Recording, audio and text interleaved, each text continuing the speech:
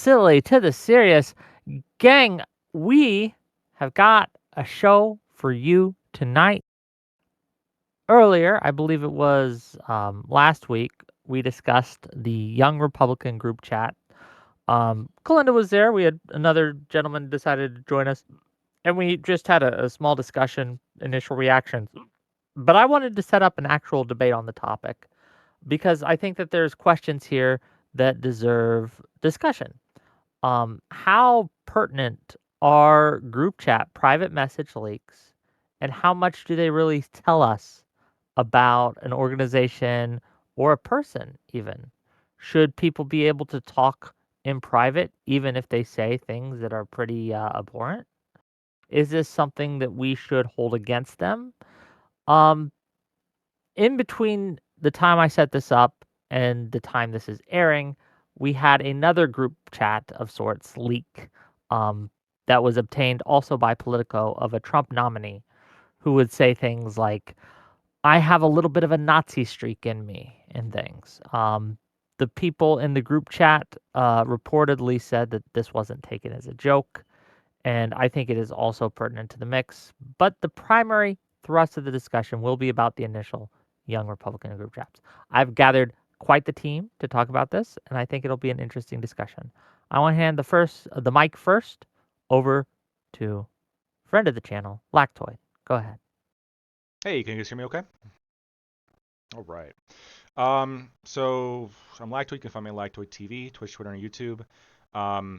I reviewed the Politico whole thing, everything, and to the best of my kind of interpretation here, these are jokes or ironic, um, edgy level of ironic edginess. I think it's fine to make jokes and to be ironically edgy, even if it's dark humor, even if it's like really edgy. Um, I've been pretty consistent with my criticism up on like the left when like if if it's like a dark joke that's like clearly a joke, but like it's very dark and edgy. Don't really get too mad about that. Don't really get pissed about that. Like I think Destiny's tweet about like the kids dying or whatever in the floods, I thought that was fine. I've defended it on this channel before. Um, I think the thing that like fucks me up is when it's clear that it's serious and when it's clear that like what they're saying they actually underlies some kind of hatred. Which there's plenty of other statements that you can find from the left that seem to indicate that. I think we saw a lot of that with the recent Charlie Kirk shooting. Um, this second thing that happened, the dude who was saying he got a streak, he has like a streak of Hitler in him. That I mean, if what they're saying is that he didn't mean this to be a joke, I mean that I guess could be kind of scary. But we'll see. Okay, well, thank you for being here. We will get into it as we go, and looking forward to the discussion. Next up, we have Gelatinous Rube. Go ahead. Hey, I'm Johannes Rube. I primarily talk game design. Channel's going to be starting back up again. So I often don't really have a lot to say that's directly informed by any kind of special political expertise, but I like engaging with rules lawyers and I like arguing about subjects like that. I like arguing about complex topics. So that's why I'm here today. Also, to defend free speech. I've been hearing a lot from the left in the past few months about how the right is now terrible on free speech and how they've disliked it. And this has been a real mask off, not a mask off moment, just a reminder that the left despises free speech. They despise you saying anything that does not fit within their tight ideological bounds. It's totally normal for people in a space that they understand to be private for them to say things which are inappropriate. And many of the things in here are not inappropriate, but even if they were, that's totally normal. You discover boundaries by personally engaging with other people, and they give you feedback like, it's too far. That was funny. That was too far. But you're saying the tone in which you're saying something matters a lot to whether or not it's a joke or whether it's hateful content. And of course, hateful content is allowed. I'm totally fine with having the hateful content, but I think that the target being not necessarily hateful content is pretty illuminating. So I'm excited to discuss it today. Okay, thank you for being here, and we will get into it as we go. Thank you for the super chat. I'll read them after the openings. Dr. Darko. please. Hi, hello. Dr. Darko. Mostly a biochem and math nerd, but I also got into politics a few years ago, and I don't know. Yeah, also think it's fun. Yeah, I honestly think it's kind of hilarious that the party was afraid of black women pilots, and the corrupting influence of books like Pride Puppy is just like trying to hand wave this away, given their track record. Yeah, I mean, as someone who grew up as like a millennial shitposter, like I definitely, I've put my time in at 4chan. I don't really care about jokes. But like the difference is like, is it a joke or is it serious? And if you look at just in the past like half a decade, the number of people who have died due to white nationalists, like anti-immigrant sentiment, it's been like 60 people in some pretty like large events. But they don't, the right will never acknowledge that. They will try to pretend all the violence is coming from the left and that the left hates free speech and just trying to police language while they ban books and revoke visas for people that they disagree with. Okay, thank you for being here. We'll get into it as we go. And last but certainly not least, Kalinda, please. Hey, I'm Kalinda. I am a liberal, and I think that stuff like this is fairly concerning. Not because that I want to like police anybody's speech. I don't care about that. I don't care if people make edgy jokes. I make edgy jokes. I have a lot of friends who also make edgy jokes, and that's fine. But the problem is that I think these are a little bit more than jokes, especially the Paul Ingrassia dude. I don't think that that guy was joking, and that guy also has a very, very troubled history. So much so that he got kicked out of the, or that he resigned from his nomination. Like this guy has gone to Fuentes rallies, and he said all kinds of like crazy stuff. But even the other group chat, like I would still think that if all of these people are joking about, and it seems like at least within the context of the group chat is just like, let's just say racist shit and make racist jokes, then that seems to be like, yeah, I feel like that's a reflection of things that they probably actually believe. And also, Dr. Darko, your cat is adorable. Okay. And with that, let's get this party started. The floor is open. Again, if you have trouble getting in or a word in edgewise, just raise your hand, get my attention, DM me something, and we'll get you sorted. But other than that, let's begin. Go ahead. I guess I'm a little bit confused because, when I read it, leaving the Ingrassia stuff aside for just a second, because I agree that's a little more difficult, and that happened after I agreed to this discussion. I'm here to defend the Young Republicans leaks, not necessarily that Ingrassia thing as much. But with the Young Republicans leaks, when I looked through it all, it seemed like jokes to me, or shock humor, or edgy humor, etc. And it seems like you guys are saying, well, yeah, we're cool with jokes. There's no problem with jokes, but you also still sort of have a problem with this. I guess why? Like, Because I think that it says something about a possible underlying ideological thing, and also I think that if it is looked at in the greater context of like the way in which the Republican Party has moved further to the right, especially with Donald Trump, then yeah, I do think that that is a concern. When you have the rise of people like Nick Fuentes, who, by the way, let's all not forget, actually went and had dinner with the president at one point and had Congress people going to his PAC and stuff. Yeah, I think that there is a concern because these people are the next generation of the Republican Party. And if all you're joking about is racist shit, like, do you not think that that says something about you? If every joke you make is just racist, if like, do you not think that that has some sort of meaning? Like, after all, Nick Fuentes used to say, it's just a joke, it's just a meme, hide your power level with jokes or whatever. You don't think that portrays some underlying thing? I don't think every joke in that group chat was racist. I think the ones that the Politico hit piece highlighted were, of course, the ones that were racist jokes or racist shock humor. Yeah. I don't think like it could be 1% of all the jokes were all that. I mean, they cherry picked like all of those and put them all in one article.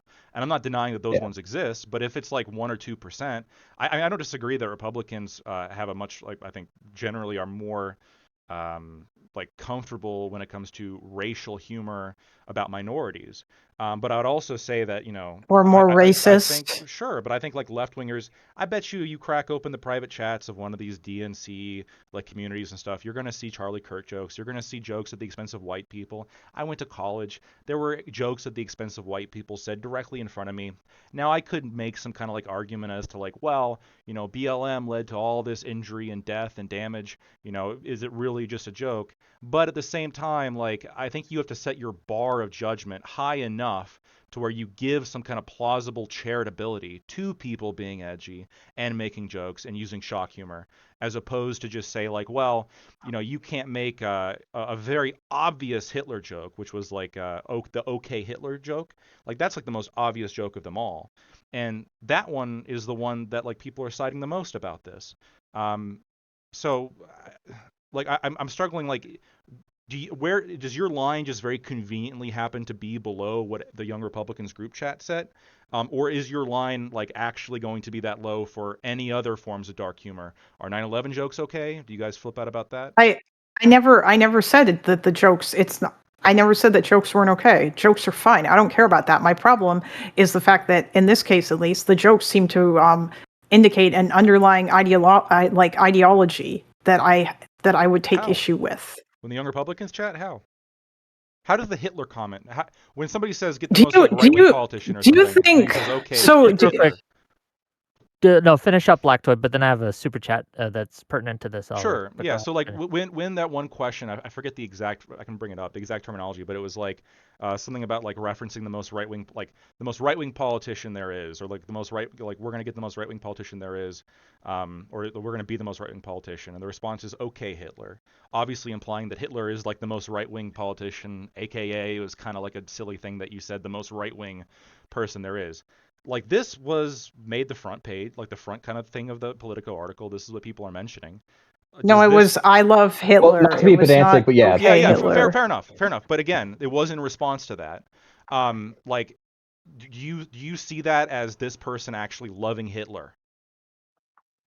Okay, No, not $5. really. But I don't think that was like, sorry, Wick. I feel like that wasn't even the most like insane shit. Like, what about like those weird comments about Indian people? Like, some of that stuff just didn't seem like all that much of a joke, really. It just, or like, just like being, Yeah, before you or like maybe it respond, was a joke, but it was not. It just seemed like very like it's all just like do you really think that none of these people might hold these views? okay, $5 from Fancy Teeth to say, "What's the joke, Lactoid? I'm not fucking autistic, but that one went over my head. Mind filling me in?" Yeah, I disagree that you're not autistic. Oh, fair enough. The only reason I understand that there's a joke there is because I'm autistic. But yeah, it is like post irony. It's like, oh, you say something genuine and people are unsure about whether or not it's a joke, and like that's what's funny about it. Yeah. I'm gonna read the exact. So I have it up right here. So it's AD. This goes by AD and PG are the two people talking. So AD says, "Yeah, I had some back and forth with the VC in Michigan. Current chair is a deer in headlights. We have a call Wednesday." PG says, "Many agree." AD says, "He did say my delegates I bring will vote for the most right wing person." And then PG says, "Great, I love Hitler," like implying that the most right wing, like that his delegates are gonna vote for Hitler. Five And and, dollars and from this made the Fancy Teeth. Politico article, just to be clear. Here. $5 from Fancy Teeth to say, "If this cockroach tier Thor cosplayer is so indifferent and uninformed, why is he here at all? At least I pay for my audience participation." Um, is that towards That's Mr. mean. Rube? I'm pretty sure it's a pirate washware comment. Oh, maybe. Oh, I think it looks that's good. Pirate So- software. Yep. Anyway, that joke about a mana. It's okay.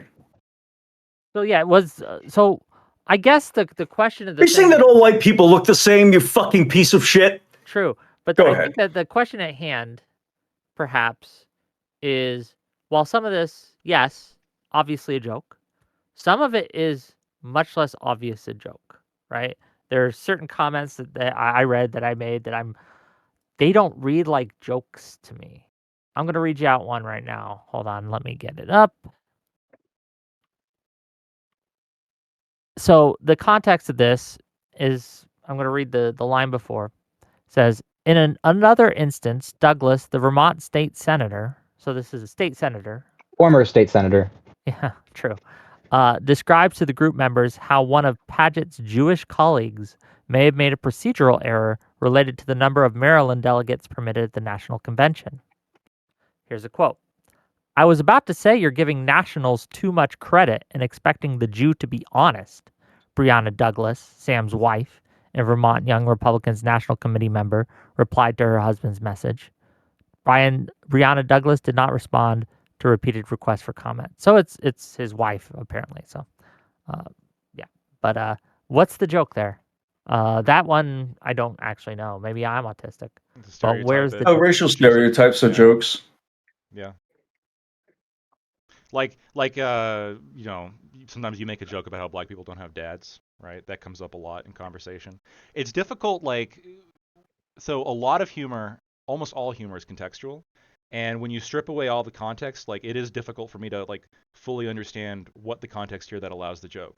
So if you just read that as you read it, it doesn't sound like a joke. But we don't know the backstory. We don't know the context. We don't know the history that exists between these people. We don't know if there's other Jewish people in the chat. There's all sorts of things we don't know. And this is kind of my problem with the whole Politico hit piece, and I think we can all at least agree that's what it is, whether you agree with it or not, is that we don't know what percentage of all the chats this was, and we don't know, even among the ones that are listed, the context behind them, and which ones are can obviously be explained as humor if there's just a little bit more information provided. Some of them provide a little bit more information, and then it becomes clear that it's humor, right? There's some other ones where there's some information lacking, and then you wonder what else is there that might explain this as humor. And that even if we assume that one or two of these in the Politico article, which I don't think it's even fair to assume, but even if we assume that one or two of these is being sincere, and that this person would put this in a group chat sincerely, we have no way of verifying this, and this could be one message in a million. Is this something that is a true revelation that requires a national conversation? Well, they give the number. It's not a million. It's 38,000 lines of text or something like that. Maybe 24,000, but it's not a million.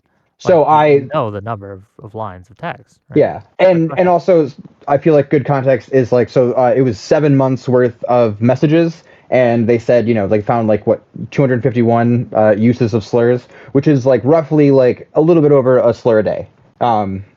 Yeah, out of how many? Which I mean, basically all of us hit. You said it was okay. No, it was 29,000 pages of chats, so not individual chats. Yeah. 29,000 pages of chats shared amongst millennial and Gen Z Republicans, and then amongst all of that, there's a little bit more than 200 that contain any slurs, and the Politico article mentions the N-word with the soft A as being a slur that they count. What percentage? Do you not count that? I mean, if I'm in a group chat, I can't say it on Twitch. Hold on, but there's a reason you didn't say it out loud because here, right? I will say it if Twitch wouldn't ban me. But you understand that almost everyone considers it a slur. But yeah, everyone considers it a slur if you're not a black person. But it's not necessarily hateful. In personal DMs and with friends of mine, I have absolutely not only dropped the hard R, I've dropped the soft A. In fact, I dropped the soft A more than I dropped the hard R, for sure. Okay. Sure. Do you have that in most of your DMs, or I don't know? I feel like we're trying to sort these paradox. I can say exactly what percentage. In my DMs with Lactoid, I've never heard him say it. Okay, or I've never read him say it. Look, I made a Jew joke yesterday, and you were in the VC and you laughed. It was so good. You were somebody said, who was, I think it was somebody, it was Zonia, who was in the chat, and somebody said you look Jewish, and she was like, no, I'm not Jewish, I'm Norwegian or something, and I'm like, yeah, that's what the Jews want you to think. And you laughed, and I laughed, and everyone laughed. It was a grand old time, because what's the joke? That Jews try to infiltrate the white population, right? Which in of itself is yeah, I'm not actually saying that. I'm not actually saying that Jews are infiltrating the white population and subverting it. I'm making the joke that some people believe this. But I have the context necessary. Yeah, I think you're probably joking. Whereas the context around these chats is, as Kalinda was saying, we have a party that is, again, cozying up, embracing far-right ideology such as Fuentes, such as Myron Gaines. Was Myron Gaines choking when he made his comment about how he loved Hitler? Was that a joke? I don't think it was. No. I think if you look at So Myron that's the wanna speak context. to- Like, we had that hold context. on. I understand that. Well, we don't have the context for all these members. Remember, I made the Jew joke that everyone laughed at yesterday, and I voted for Trump. So I am technically part of this right-wing cabal that you're referencing. Well, no, Myron- not Myron necessarily Gaines- you. Well, I think Myron Gaines specifically probably has like a more documented history of being a serious like extremist that you can maybe take the things that he says more seriously, and that's why also like I think I came in by saying the second leak that Whick wanted to talk about here that happened between the Young Republicans group chat leak and this one. I take that one a little bit more seriously because the people involved were saying they didn't take it as a joke. Apparently, this guy has a little bit of a history of saying shit like this without joking, and you know, there's more context there that can make it seem more and more problematic. But that context isn't here with this Young Republicans group chat leak. And the more I read it, the more I look into like every message, it's like, bro, this one's obviously a joke. And so if this fucking guy at Politico thinks that this is like obviously not a joke and must be published, well then how can I trust their judgment with any of these other things? Yeah, honestly, I feel like one of the X factors here is that it was in like, you know, like not necessarily like an official like group, but like it was just labeled the Young Republicans, and like they shouldn't have done that. Like I don't know, like I feel way differently if it was just or I'd feel less strongly about it if it was like just their private chats or If or it whatever. wasn't your You know, political opponents, It wasn't smart. that's the I'll dividing agree with line. that. It wasn't a what bright idea. do you mean? Go ahead, Rube. I think it was. That was it. Is look, you've confessed to it multiple times at this point. It's a matter of it being your political opponents. And the fact is, these political opponents of yours are the only people who have defended jokes of humor of any kind in the But past. that's not true at all. Like That's not Of course it true. No, it's not. Yes, it is. No, Yes, you're it doing is. the thing. No, you want to lump Netflix- us in with then- all of the insane people on the super far left. I'm sorry, dude, but I don't know Wouldn't about that you, be so Darko. tragic and I'm terrible? not a communist, okay? I don't care if And you're I'm a not one of communist. those I don't think crazy it wasn't the woke Red Army people. faction saying you can never say XYZ about XYZ. You can't make this joke about white people drive like this, black people drive like this. Like it's stupid.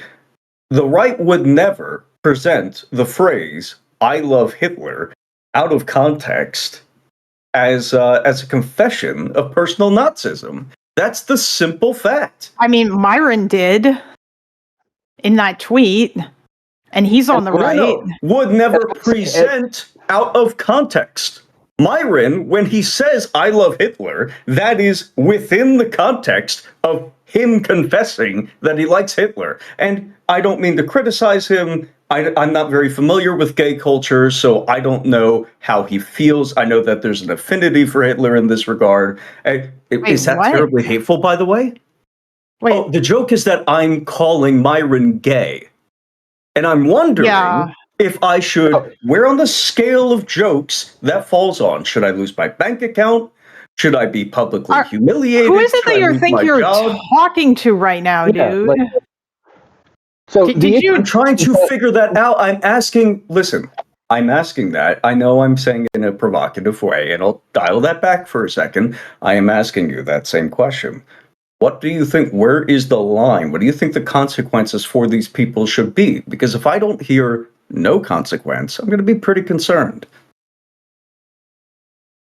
I'm pretty sure they already faced their consequences. Like most of them lost a bunch of posts. Like a lot of them were staffers. So yeah, like I mean the biggest people there. What do you think should have happened? For the people in the group chat, like I think that like it's up to the Republican Party what they want to do with these people in terms of like if they want to discipline them or not. I'm just saying that I think that it's concerning that discipline them for what? This kind of stuff. Let her finish answering. Go ahead. Okay. I mean, it depends. Like, you know what? Let's say there is greater context that shows that it's just a bunch of jokes, in which case, whatever, I don't care. But if that's all you're joking about, then again, we once again come back to maybe this might mean that you're actually racist and you're masking something by hiding behind jokes, which I don't know if you're aware or not, but that's what Nick Fuentes talked about doing. the whole hydropower level thing. Like, do you guys just not believe that that's a thing that people can do? That you can just say a bunch of racist shit and then be like, it was just a meme. No, I understand it's possible, and that's why, but you should generally reserve judgment on people until you get more information. No. So the information that I have is that like 55% of Republicans like qualify as like Christian nationalists in their belief. Like they've been doing polling in the past few years. It's some like American like political atlas thing, and yeah, like they've been tracking like like how many people like adhere or sympathize with like Christian nationalist beliefs, and I don't know how that's relevant to this. Because like over half of them, like when they say shit like that, like aren't joking. Okay, what percentage of Republicans do you think love Hitler specifically? Love Hitler specifically, or love like what Hitler stood for? Love Hitler. We can go through each one of these if you want.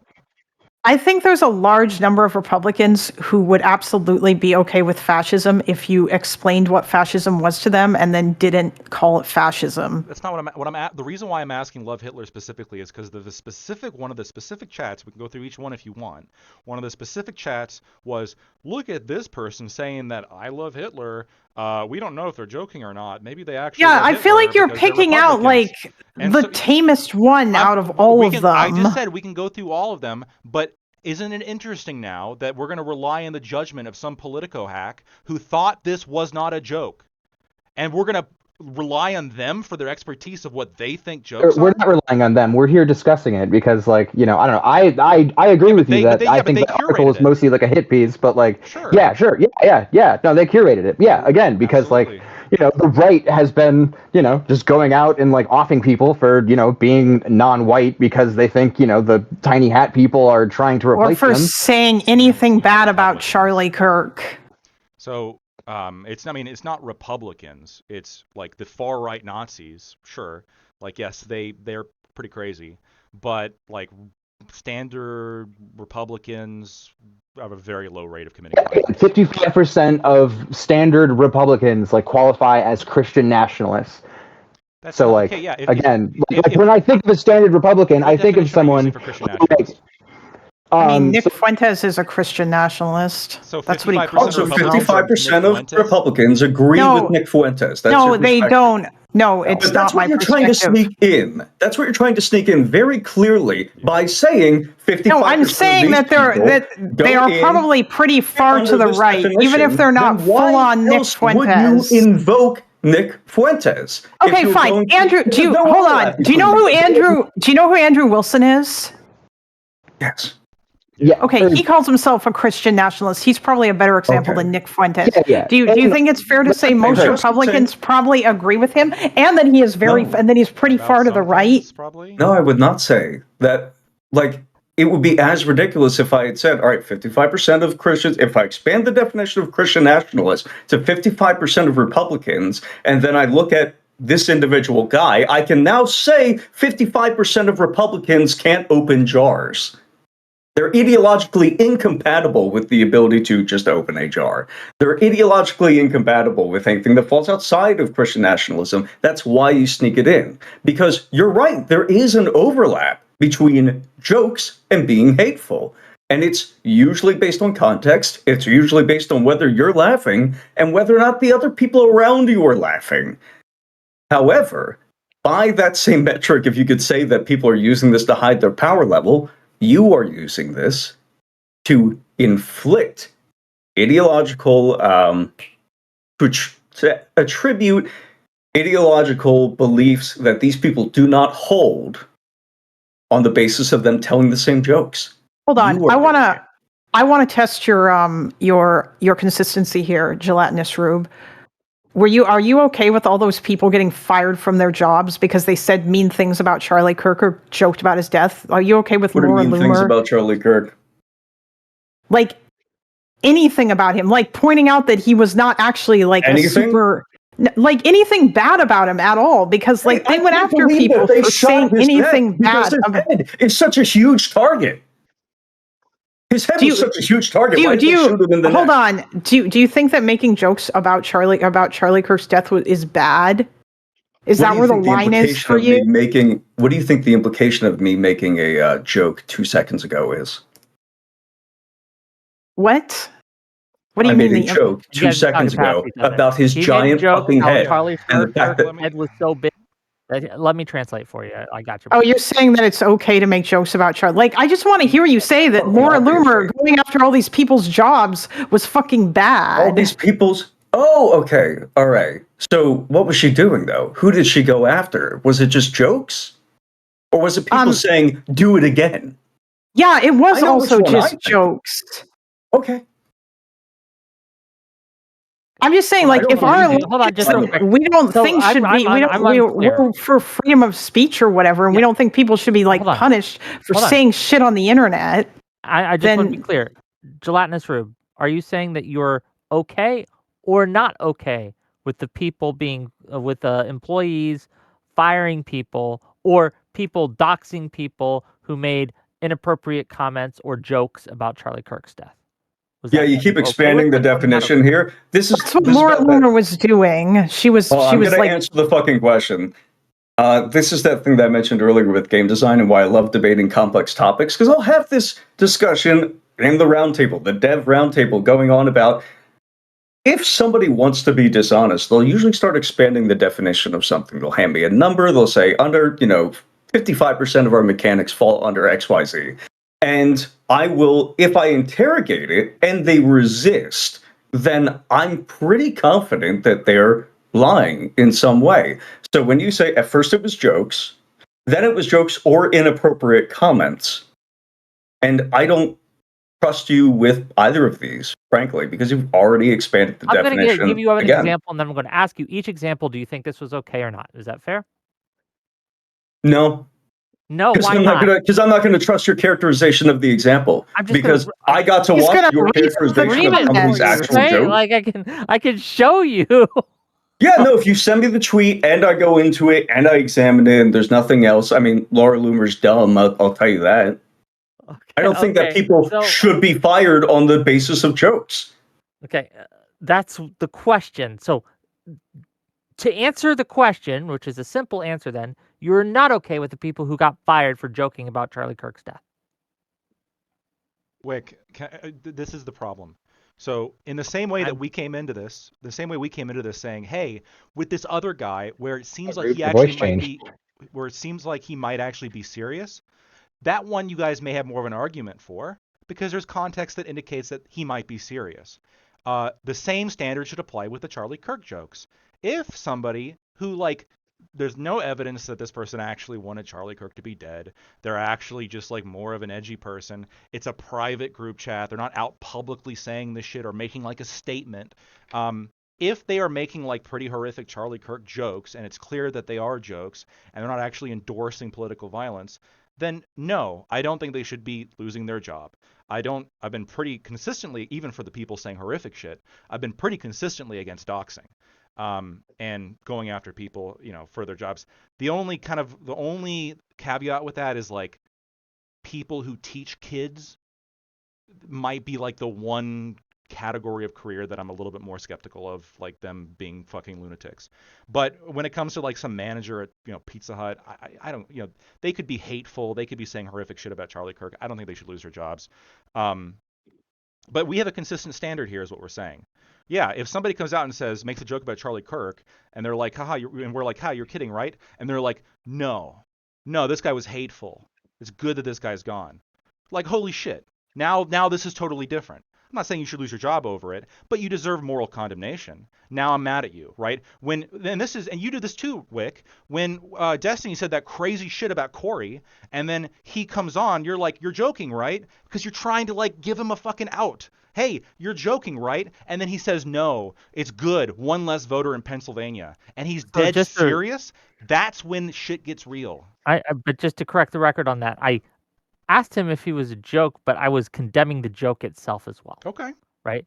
That's the reason I tweeted at him initially, is because this is not the time, this is not the place, this is not okay, this is not acceptable, this is not acceptable in our public figures, this is not acceptable in our politicians, right? And this is something that I've done pretty consistently.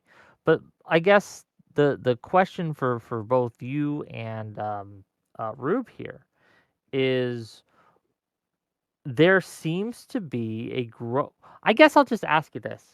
Is James Lindsay incorrect when he says that there's a growing problem of right-wing, racist kind of ultra nationalism growing on the right? Is he wrong? Is he incorrect? I You've I don't seen trust maybe James videos Lindsay of it. to make that. I don't trust James Lindsay to make that evaluation. Frankly, I think he's compromised. So Compromised how? I don't know. The tiny hat I I don't people. mean, know the answer to compromised that now. question because I think some people will say that, but then like you'll look at like the kind of issues they're pointing to, and you go back 30 years and like Democrats were more like racist than like the modern Republican position on this question. Okay, let me Like ask this like for this way. example, immigration, right? Like No, finish your thought, and then yeah, like then I'll, like immigration. Like you take the current Republic, like Obama deported more people. You go back 20 years, you got Democrats saying shit about immigration. That sounds like Trump saying it now. And then Trump saying it now, and people say, hey, look, Republicans are racist. This is like a problem of growing Republican racism.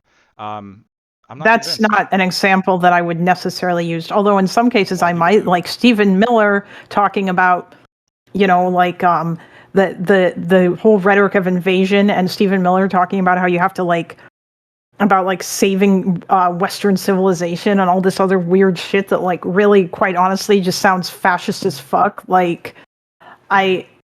And in the context of immigration too, like the description of all the migrants coming over as invaders and stuff, and the implication that they're coming to replace white people or whatever. I don't think that sounds like anything that Democrats were saying. Were Democrats saying that 30 years ago? I kind of doubt it. They probably were just talking about the need to keep for secure borders or whatever.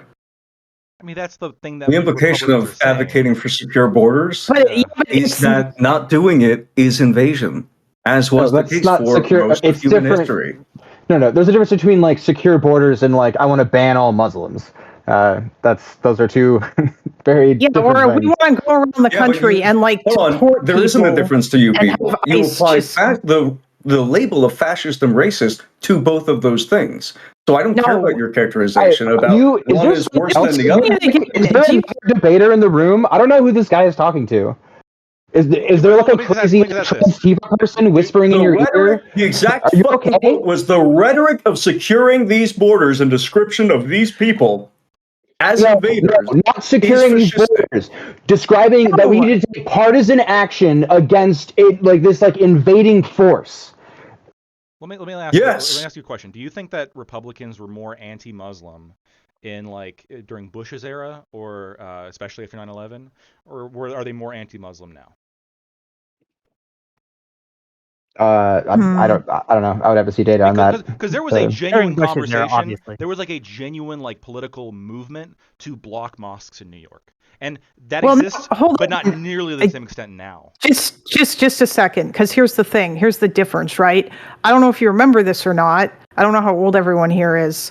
But I do remember watching President Bush go on television live right after 9/11, and when he gave speeches and stuff, and he was very, very, very careful to separate normal, regular old Muslims from the extremists that were the targets of the war on terror.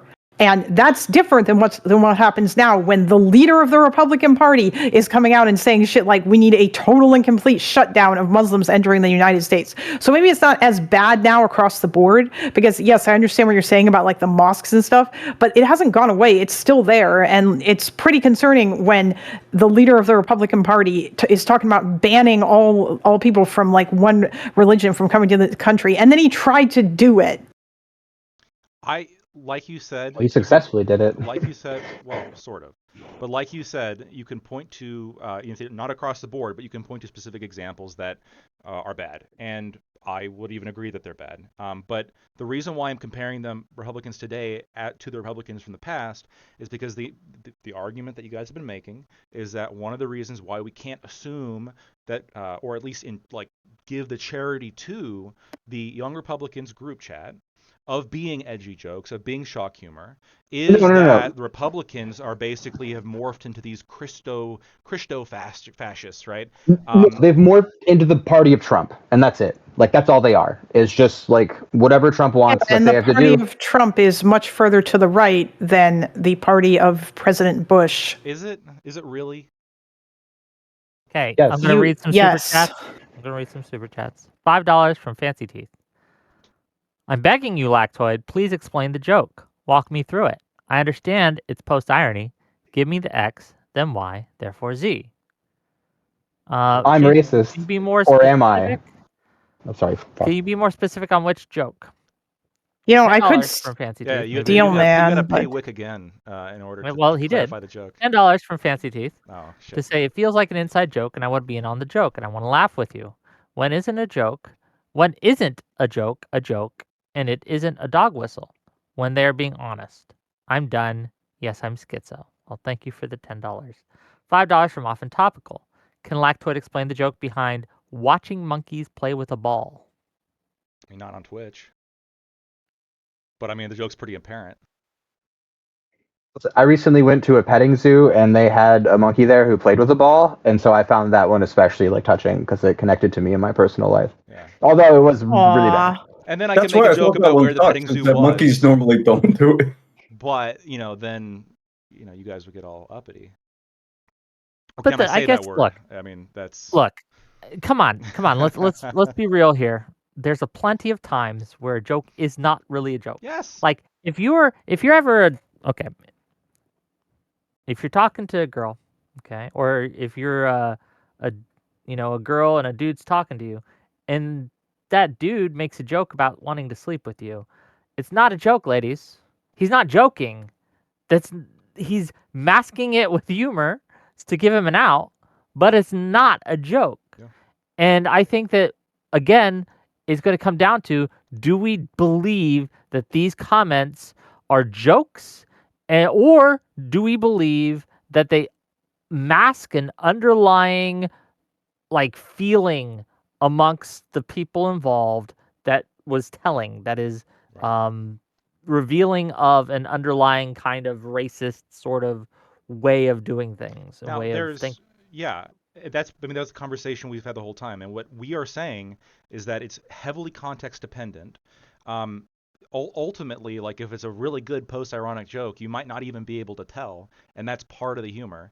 But yeah, it's going to be, and this is part of the reason why autistic people struggle so much with ironic humor, is because they take things very literally, and they don't understand. Like, oh, you said that, that must mean what you believe, and they have a difficult time catching subtle body language. They have a difficult time catching kind of tonal hints that are prior in the conversation, or they don't fully know like what this person believes, and then like put it together. Oh, what this person said is actually in contradiction to what they've said before in a more serious tone. So I'm going to assume that they're joking. There's all these things in play, right? And Wait, isn't that just the side effects of taking Tylenol? see, look at that. I knew that was a joke, That's but good. but somebody might That's say, good. "Oh, so are you saying Tylenol causes?" I don't understand. This is very anti-scientific. But I would say clearly that was a joke because I know, Dr. Darko. I know his position on the Tylenol thing. I'm well aware that was a Do joke. you? Yes, How often have you talked to Dr. Darko? I talked to him enough to know that I was a can tell joke. just from context. Right. And and Hey, and, listen, we and argued for like 4 days straight until we agreed on eugenics eventually, boom. which is Look at that. See? a weird arc. And this is the frustration I have with this political article specifically, which is that it could be that you get one of these people alone in a room and you grill them, you interrogate them, and you finally get down to it, and it turns out they're actually really racist. It's possible, okay? This is possible with anybody. Sometimes people are hiding tattoos that you might not know about, okay? Shit sometimes comes up. But Based on this article alone, especially with the examples that are being put forward as racism or hatred, which are obviously jokes, you should develop the position of, I am not in a position to call any of these people racist.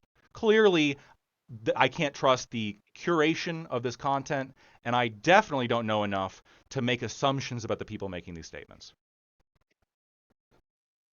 I think Lactoid is just trying to get us to care about the young Republican files more than the Epstein files. Well, yeah, I Mr. think that I have talked he'd to my... also. Sorry, go ahead. Go ahead, Kalinda, please. I mean, I think that I think the Paul Ingrassia thing is a much stronger case, but I do still think that the point remains that like there is a level of concern that I would still have about like the extent to which that the Republicans have gone further to the right than previously, and I think that their turn is considerably more dramatic than what everybody likes to claim is happening with the Democrats.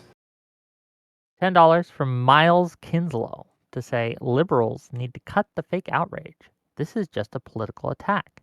They give a pass to Planter. I think it's Platner. Is it Planter? I'm not sure. It's And Platner. Platner. And embrace the anti-Semites of the Middle East / Palestine, or parentheses. What? Palestine, Yeah, I actually want to deport. I think Lactoid made an allusion to it too during his response. Do you think that Platner, based on the tattoo and the context you've seen, do you think that he is fit to run for office, Lactoid? Well, he's a Democrat, right? So no. But not from the tattoo. Well, no, again, so just for the tattoo is what I mean. Not. So the story he gave is very believable. He was drunk with a bunch of army buddies, had a Totenkopf tattoo put on his chest. I guess the only question I would have is like, why did it take you so long to get rid of it? But then there's even an answer for this though, because he said he went through like a political evolution where like he was more like not really politically minded, more edgy, didn't really have positions before, and then over time kind of morphed into like kind of his politics today, which I disagree with, but it would make sense. And he, by the way, he has since got it covered up, as I understand. So like it is covered up Like now. a week ago, he got it covered up like after. Sure. Look, and I agree. Like that's kind of like he probably should have done it beforehand. I don't disagree. But the fact that it was a week ago, sure, you can look into that. That's fair. But at the same time, like assuming that you hold, like, if you were to sit down with him and he were to explain his story and like this was a dumb fucking decision, I thought it was just like a silly tattoo, and then it was explained to me how offensive this is, and then people found out about it, and I saw the outrage and I saw how it was hurting people, so I got it covered up. I mean, I could see that, and especially because like you look at his positions, are any of them actually Nazi? Like that's the thing. No. You have to see what their like the person's positions are, and do they align with this thing that I think that they're dog whistling about.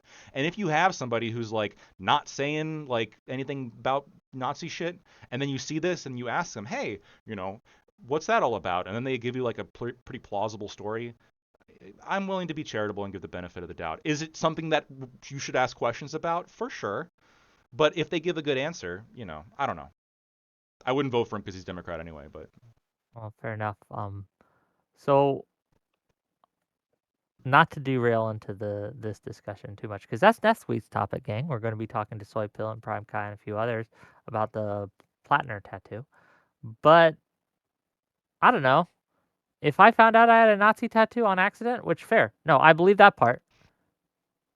I'm getting it off within a month, right? Like it's not going to be there very long. The fact that he kept it on and called it his little Totenkopf for years. I don't know, man. Like, maybe, you know what? You can be redeemed. That's cool. You just can't run for office. Sorry, that's a line I have. And when we talk about, like, what racist policies do the Republicans try to implement? What fascist policies, what policies that are akin to fascism that the Republicans try to implement? Well, I'll let my guests give examples that they think might fit that definition. Go ahead. I mean, the mass deportation shit and the way that they're framing all of these immigrants as like the enemy of the people, or Trump saying that like talking about poisoning the blood of the nation, which is straight up Nazi shit, by the way.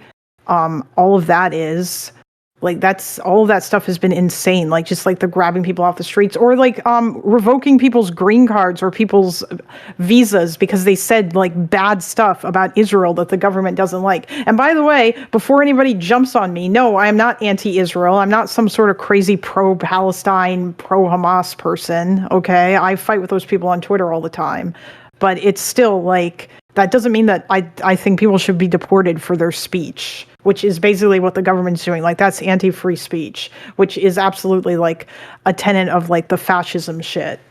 There seems to be, again, like there's another thing there that you just said that doesn't, I understand, I don't even disagree, but it seems inconsistent with something that was earlier said, which is, I agree the Republicans have been going way too far when it comes to like this whole, we're going to restrict people criticizing Israel, even though they're not citizens, right? And primarily they're going after green card holders or people who are, not here legally. But with the speech, normally it's like people here on student visas or green card holders. I would not think it'd be that consistent that somebody who has that level of like admittedly pretty authoritarian love for Israel to also love Hitler. Like there is some level of disjointed there that, again... Are you talking about Trump specifically? I'm talking about the young Republican like chat, because it's not just Trump that's like, deporting green card holders or student visa hold holders. on. Bro, do you have autism? Because I swear you're hyper fixated on this one, like, I love Hitler thing. Well, maybe Politico shouldn't have led with it.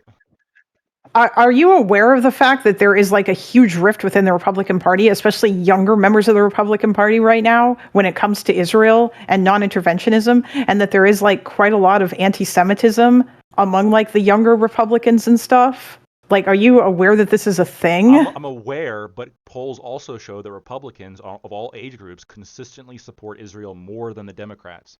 And again, using this context, like, hey, although you're not allowed to criticize down, aren't they? Well, no, if you have somebody saying you're not allowed to criticize the Jews or we're going to remove you from the country, and you're saying that context is enough to believe that when they said shit about Jewish people, they like the dishonest Jew or whatever, you think that context informs that not being a joke?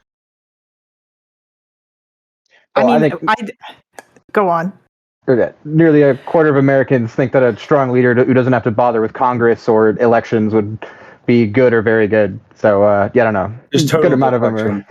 It's just also because earlier you criticized them for and sending people to concentration camps. One at a time. Let's give it to Ash, then we'll hear from Kalinda. Ash and Kalinda. Yeah, earlier you criticized the administration for deporting people based on the criticism of Israel. If you're willing to call them Nazis, but not willing to deport them, what's wait, like? I'm sorry. Are you talking to us? Are you talking to the ghost in the room? Because I'm not sure if I'm like the radical. The accusation was anti-Semitism. Anti-Semitism, is that a positive trait or a negative trait in your mind? Do you approve of anti-Semitism? Yes or no? It's probably. What does that have to do with? I didn't hear it. I didn't hear it. Do you approve of irrational? So yeah, I guess I would judge it as bad? Question mark. But I don't know. That's okay. So you judge anti-Semitism as bad. So you attribute. Interesting. I think we're getting dog whistled here. What do you mean? He's asking us. What do we mean by you people or them? This is strange. Well, yeah, because you're talking to like the like people that you've seen on Twitter and not like us. And it's kind of boring. Did you seconds ago or not? What you mean? What I said? Did you accuse younger Republicans of anti-Semitism less than a minute ago, or not? Yes, I said that. Roll back the tape. Hold on. I said that statement or that belief system that younger Republicans tend to be more anti-Semitic and like more against supporting or sending support to Israel than like the older Republicans. You think that is not true? On the basis do you deny that? Lessened support for Israel and said, are you unaware that there's a huge, not a small fringe group, a huge rift within younger Republicans? Yeah, I do think that it's whether or not they're within the party supporting Israel. Yes, I don't know how you anti-Semitism. It's not anti-Semitic to say I don't want my money going over there, or is it? I mean, it can be. It depends on where it's coming from. For some of these people, it does come from anti-Semitism. For other ones, it's because Okay. they love that retarded isolationist shit. Yeah, I don't know if you And if you understand. can Like, call them groypers on, and anti-Semitic let me turning to finish points give are asking cover. are opposed to each other. Like when Charlie Kirk got murked, I half expected it to be a lefty, half expected it to be a groyper. Because yeah, I mean those people fucking hate each other. I don't know if you're familiar with that beef that goes back fucking years, but and Yeah, Nick well, the Fuentes fact that is like, Charlie himself was like apparently maybe having second thoughts with regards to Israel. And the reason why is because because he wanted to, his whole thing was trying to appeal to young people and like young Republicans and stuff. And how are you going to do that if you're like towing the line of your party and a lot of younger people don't like Israel? Or don't like sending, or don't like or like the isolationist shit. But there is also a lot of younger people who don't like Israel. And yes, that can be anti-Semitic. Not No, always, and but it it can benefits be. you, and it benefits you to increase the overlap between those things, or keep them vague. Right? Wait, Just hold keep it on. vague. Hold on? Do You you think might that people who are dislike critical Israel of on the basis Israel? of anti-Semitism. Yeah, Go do you ahead, think that Belinda. that's not true? Do you think there's not some people who don't like Israel because they're anti-Semitic? I Or are think you one that of you those use that people? question to do an end run around any arguments that people might have based on their own self-preservation, their own interests, their own moral objections to foreign wars, and because you cannot argue the contrary with them, or you would prefer not to. And I think it's evil to say Okay, you so have you this just you have this social taboo. The only evil. reason you can oppose this okay. I objection. understand Hey, you're just buddy, mad my because last you're name is one of those Streisand, okay? Just shut the isolationists fuck or up for a something. second. Jesus, Sorry, dude, what you're was your last sounding question? serious. $5 from Fancy Teeth. Wait, what was Kalinda's last question? I didn't hear it. I was asking you, like, do you understand that some people who don't like Israel don't like them for anti-Semitic reasons, and that there is overlap between that? Do you understand that, Yes. hell, like Yes. left-wing anti-Semitism is a huge problem? Like, I think on I've the given left we have you this huge issue. I don't think it's a huge problem, actually. I've given you an explanation for why you call it a huge problem and why you keep the boundaries vague and why I you said don't have it. left-wing You did anti-Semitism it in is a the huge problem. yes. I think that you do it to the left as well. I don't have an issue with this. Okay. $5 from Fancy Teeth to say, I'm 2 minutes back. You know it's a joke when you see the wink or the nod. When Lactoid made his Tylenol joke, his inflection changed. That's the wink. And it wasn't Lactoid that made the joke. It was Mr. Docto. Sorry, Dr. Darko. Icarus for $2 Even a says, wink. ask. By the way, real quick. Even a wink and a nod could also be somebody Yes, it being can. racist. Yes, it can. It's It can. difficult. Social interaction is difficult. Okay. I understand. $2 from Icarus to say, ask Timu Vosh if he wishes he was a horse. Fucking bizarro Vosh. I just have a folder of me, like, of my face on the horse. That's not Bizarro Vosh. That's Vosh. That's just Vosh, bro. It's, Okay. no, sorry, no. Vosh is on the other end of that horse. Okay. Oh, Bosch is he- capable of honest conversation and intellectual honesty. Wow. Okay. True. Is he? I. Well, Look, he used to be. He doesn't do debates anymore, so I have no idea Yeah. now. I want to kind of bring it back to like, so Matt Walsh made a comment in the reaction to all this young Republican thing. So Matt Walsh made a comment, and I'm going to read it out. And I'm curious if you guys agree, if Lactoid and Mr. Rube here would agree. He says this: the right doesn't stick together. That's our biggest problem by far. Conservatives are quick to denounce each other, jump on dog piles, disavow, attack their allies. I said a few weeks ago that we all need to band together in the wake of Charlie's death, and the answer I got back from a lot of people on the right was basically no. Well, okay then, guys, we'll just lose instead. The left will keep up the united front and defend their guys no matter what, while we keep throwing each other to the wolves at every opportunity. Great plan. This has been heavily criticized by people like James Lindsay and a few others on the right, where some people are defending Matt Walsh and saying that he has the right idea and saying that anyone who doesn't agree is a Jew. I guess the question would be, do we think that Matt Walsh has a point here. Is this simply a matter of no enemies to the right? Like, is that something you believe in, guys? I know Matt Walsh doesn't believe in it. I think he wants people to stop making fun of him. Oh, I Matt know Walsh. Rob Nord does believe in that because he recently released a video where he said, like 3 months before the election, he went into like defend Trump and like concede nothing mode, which I thought was cute. Okay. But I guess that's the question. Do we think that there should be no enemies to the right if you're on the right? No. I've criticized the right I plenty. don't. If you I look at don't my agree. fucking Twitter Yeah. feed, I've attacked the fucking Epstein shit and the tariffs more than anything else. I think it's perfectly fine to criticize the right. I do think though, I think maybe what Matt is I think he's going too far with it. I think that there is like a truthful statement to be made, or like I guess not, but like a statement that could be made that I would agree with, which is, you can criticize the right, but if during an election season you find yourself only criticizing the right and like clearly taking a political stand with the other side like constantly, there comes a point in which like don't be surprised if you're going to be politically excluded from the right at that point, right? Because you're not like demonstrating any kind of like right-wing political power attempt. And I would say the same thing vice versa. If you call yourself like, and by the way, this is a conversation that you guys are having all the time right now, right? The left criticizes like left-wing candidates, a lot, and you guys are like, excise them from the party, get rid of them. These fuckers are ruining it for everybody. Right? Based. That sure, you're saying base. That is a conversation you're having. That is essentially what Matt Walsh is saying. Stop criticizing us. Rally behind the flag. Politics matter. You guys are saying the exact same thing when you're saying to excise the leftists from your party.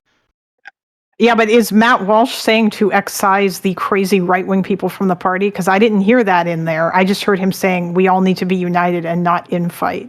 In the And they context, already, Yeah, just Matt real quick, Walsh the is context of stupid the statement and is after the unsophisticated. group chat leaks, he's defending the people within Well, the I group know, chat. but obviously, well, even in there's the group chat implication. links, Well, even go ahead. in the group chat leaks, it says that like they are already unified because they were talking about how they have to kowtow to Trump in order to get like an endorsement because they are the party of Trump. So I don't know what the fuck Matt Walsh is talking about because they're already on that on that tip. No, The right is far more unified than the left is, at least as far as like supporting the candidate, at least like Republicans. Like, yeah, I know there's other divisions and stuff, like with Charlie Kirk versus the Groypers and all that sort of thing. I think what But yeah, I think what like when Matt Walsh is saying like basically you shouldn't criticize the right, you should unify.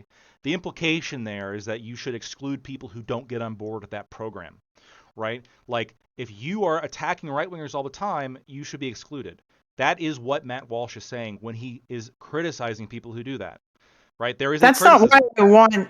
That's not why I want to excise people like Hassan Piker from the Democratic Party, though. I want to excise him because he's an authoritarian communist tanky who doesn't actually care about democracy. Sure. And I know, and maybe that's like the basis for your belief, and I have heard people say that. But the number one thing that I hear when I hear conversations about And why also the because left, he doesn't want to vote and all that too. right? It's both. That is whenever I'm listening to centrist Dems talk about like why the left needs to be extradited from the party and removed, it's always like the number one reason is they can't get on board with the program. They keep attacking us. We put forward to somebody. They keep shitting on them, and they shit on them so much that they basically sound like Trump voters. They're not really one of us anyway. And I mean, I think that same position. I think that that's the thing, though, right? Is that like I think those two positions, at least for me, go hand in hand. Like the reason why Hassan shits on Democrats all the time is because that he is a tanky who hates America and who hates democracy, and he wants to live an authoritarian communist or whatever. And I think that that's different than I just want to get rid of people like Hassan because they shit on the Democrats all the time. Like there are probably other people that I could name who I might say maybe we should get rid of them because they shit on the Democrats all the time. But in a lot of cases, it's these really far left anti-electoral people. And so their ideology is what leads them to hate on the Democrats all the time. I think the same is probably true for people like Nick Fuentes, who has basically at this point turned on Donald Trump. But I mean, still, it would be nice to hear that. I don't know that Matt Walsh would say that. I mean, doesn't Matt Walsh describe himself as like a a Christian fascist or something, or was that Michael Knowles? I always get the two of them confused. Neither of Maybe them he's doing that seriously to. look define the themselves as same. a fascist. Just I mean, Andrew Wilson went as Big Papa Fascist. I don't think he's actually. Yeah, a fascist. I know. Yeah, And I don't know speaking if of- I believe That that was or that not. irony, I that think. post-irony we're talking about before. Speaking of, do you think he was joking? When he calls himself Big Papa Fascist, yeah, I think that was like post-ironic humor. I mean, that was partially a Hold joke, on. yeah. But do you think Well, Andrew's actually, I not think that was actually Hold a on, meta-ironic humor. stop. Maybe meta. Yeah, maybe I'm mixing up my terms. Wilson is not joking when he says that. You understand that, right? That is not a joke. If he comes on and like in a serious He tone wants to says, destroy the Constitution, repeal the 19th, no, hold get up. rid of the First Amendment, get rid of elections, and institute a Yeah, he's like a Christian monarchist or fascist, something, isn't he? theocracy. I do not disagree that he has right-wing beliefs. If I was to have a conversation with him and he was to say lactoid, Hold on. you're wrong. I didn't I'm describe. actually Did a I fascist. just describe right-wing beliefs to you when I said he wants to destroy the Constitution, repeal the 19th, You said destroy get the rid of Constitution. elections? When you say destroy the Constitution, what do you mean by that? He, in my debate with him, most recent debate with him, said that the Constitution is just a piece of paper. We shouldn't listen to it anymore. He literally wants a Christian theocracy, dude. He's a Christo-fascist. I think I look from what I've heard. I think that he does want to like remove certain parts of the Constitution, which you can do constitutionally. You can do that legally. I'm not convinced that he like meets the threshold for me for fascist, and I especially don't think that's what he meant when he named himself that. What? That's Okay, the- so Wait, he we calls do have a himself a process for- fascist. Hold on, no, stop. Do you think he meant This that? is why I don't trust your judgment on jokes. Do you think he Lactoid. meant He's that? calling himself a fascist. He's saying, I want to do fascist things. He wants to get rid of the Constitution, institute a Christian theocracy, basically, install a monarch, get rid of democracy. He's not joking. This isn't a joke. It isn't a gag. He's telling you, this is what I am. I don't agree with all of your characterization on that. When you're saying get rid of everything and replace everything with a monarchy, You should think watch his debate then Just watch his debates, man. I've watched them. I've watched them. Look, we can have a disagreement here. Maybe you think that he was being serious when he wrote Big Papa Fascist. He actually identifies as a fascist. Maybe that's the case. I'm not convinced based on what I've seen yet. Maybe I'm just a charitable person. I don't think you're a fascist. I don't like to call people fascists. I think that it's overused. Yeah, I agree. I don't like to do it either. But I think taxes. The fascist. Yeah, He sometimes called people himself are fascists, dude. No, yeah, his name was Big Papa Fascist. Yes. Yeah. Okay, $10 from Doobie to say, seems clear that the group chat was just a bunch of fluffy dudes with 10 years of life left competing to be naughty with the boys for validation. Immature and stupid, but not a big deal in my opinion. Thank you for the $10 from Doobie. $10 from Alexander Wren to say, didn't Wilson just say that in ideological war you never punch to the right? It seems to be a growing belief that the right must become a I didn't monolith. hear him say that. Thank you for the $10.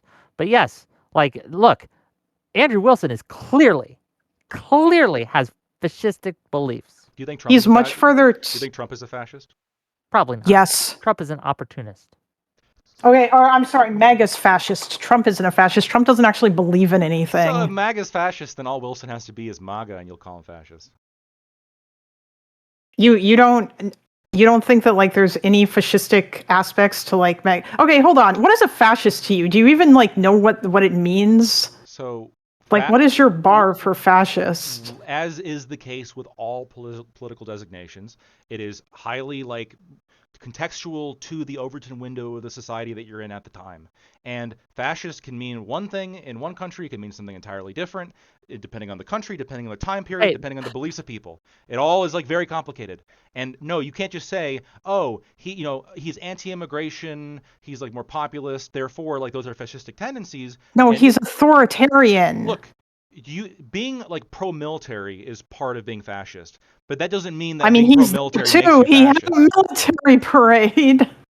Oh, so military, like that's sort of the problem. So he had a military parade. Obviously, he's a fascist. No, that's not the only reason. Oh. You have to go through everything, and you have to say, based on like the current Overton window, do Trump's beliefs count as fascism? There was a disagreement just now between two Democrats on this panel. Whick disagrees with you. He has analyzed Trump's behavior. He doesn't think he falls into the category of fascist. He doesn't reach that level. I agree. I mean, do you think that like MAGA as a movement overall like is fascist, or at the very least uses like fascist rhetoric and stuff? There is a growing segment of MAGA that is fascistic yet, but I think MAGA is just a cult with That is Trump as also its head. true. What about Stephen Miller? Would you consider him to He's be a fascist. Yeah, fascist? Stephen Miller. I think Stephen Miller is like one of the worst people in that administration. A lot of the Christian nationalists are fascists within the administration. Yes. As we've heard earlier, 55% of the Republican Party is a Christian fascist, and I've heard Christian support for nationalist. if you Christian do not Party doesn't know what a sufficiently Christian support nationalist is. Israel. I've heard that in this conversation described as anti-Semitic, and then Not heard it always. denied What? 10 seconds later. Yeah, you did it again. You're No. just It was you're described as trying to like anti-Semitic. no, It you're was trying to like described as anti-Semitic. you're trying to twist my words because that like you really if listen, When you bro, said if it was I said anti-Semitic, that, or there was a growing. I think some of it is anti-Semitic sometimes. Yeah.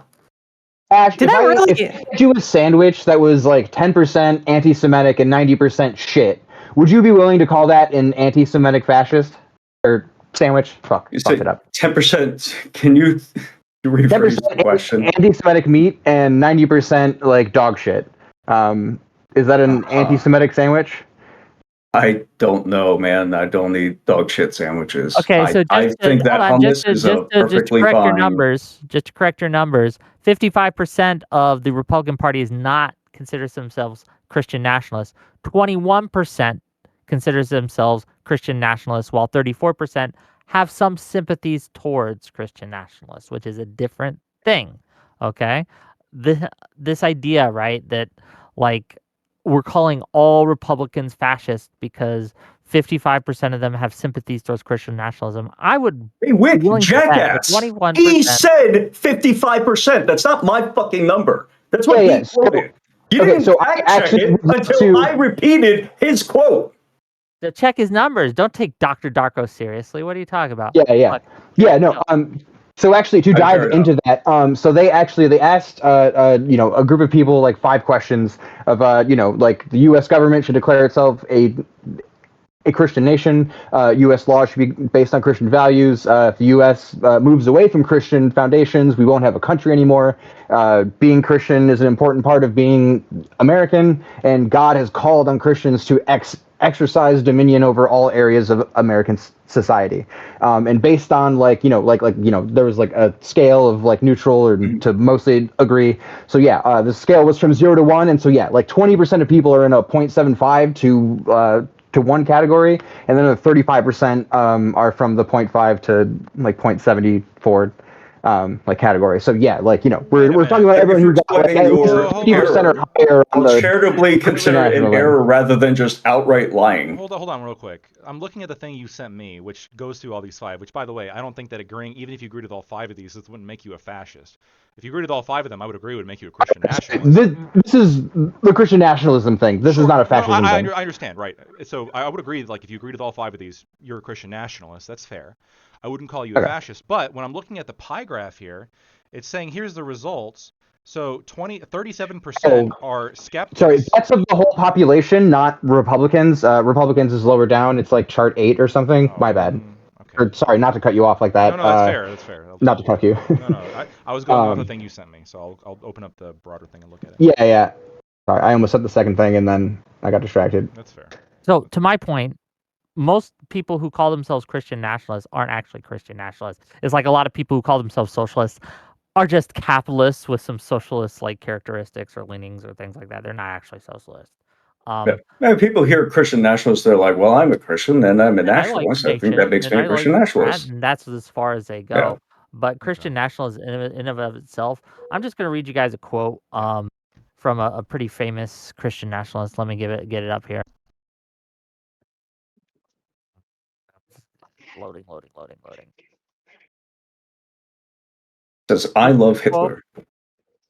From E.J. Vorster in 1942, who says this: "We stand for Christian nationalism, which is an ally of National Socialism. You can call this anti-democratic principle dictatorship if you wish.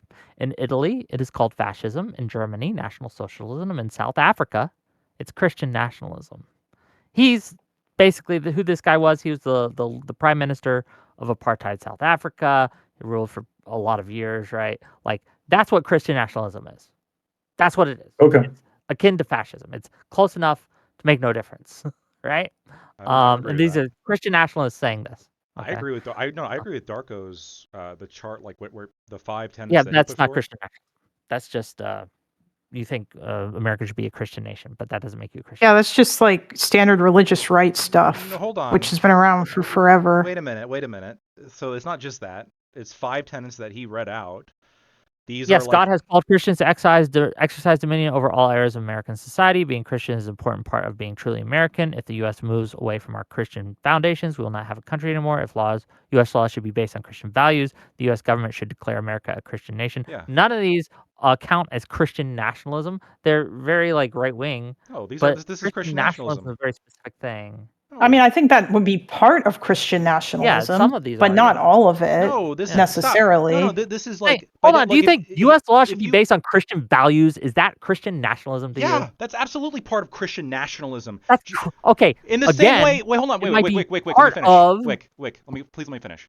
In the same way, like ethnic nationalism would simply you replace the word Christian with like your ethnicity, and then that would fit ethnic nationalism or any other kind of nationalism. This is like the definition of nationalism. What is nationalism to you? Nationalism is the belief that the nation should reflect something, and what that is No, the brand that's of stupid. nationalism that you. That's the most retarded definition of nationalism I've ever heard in my Can you be fucking a life. civic nationalist?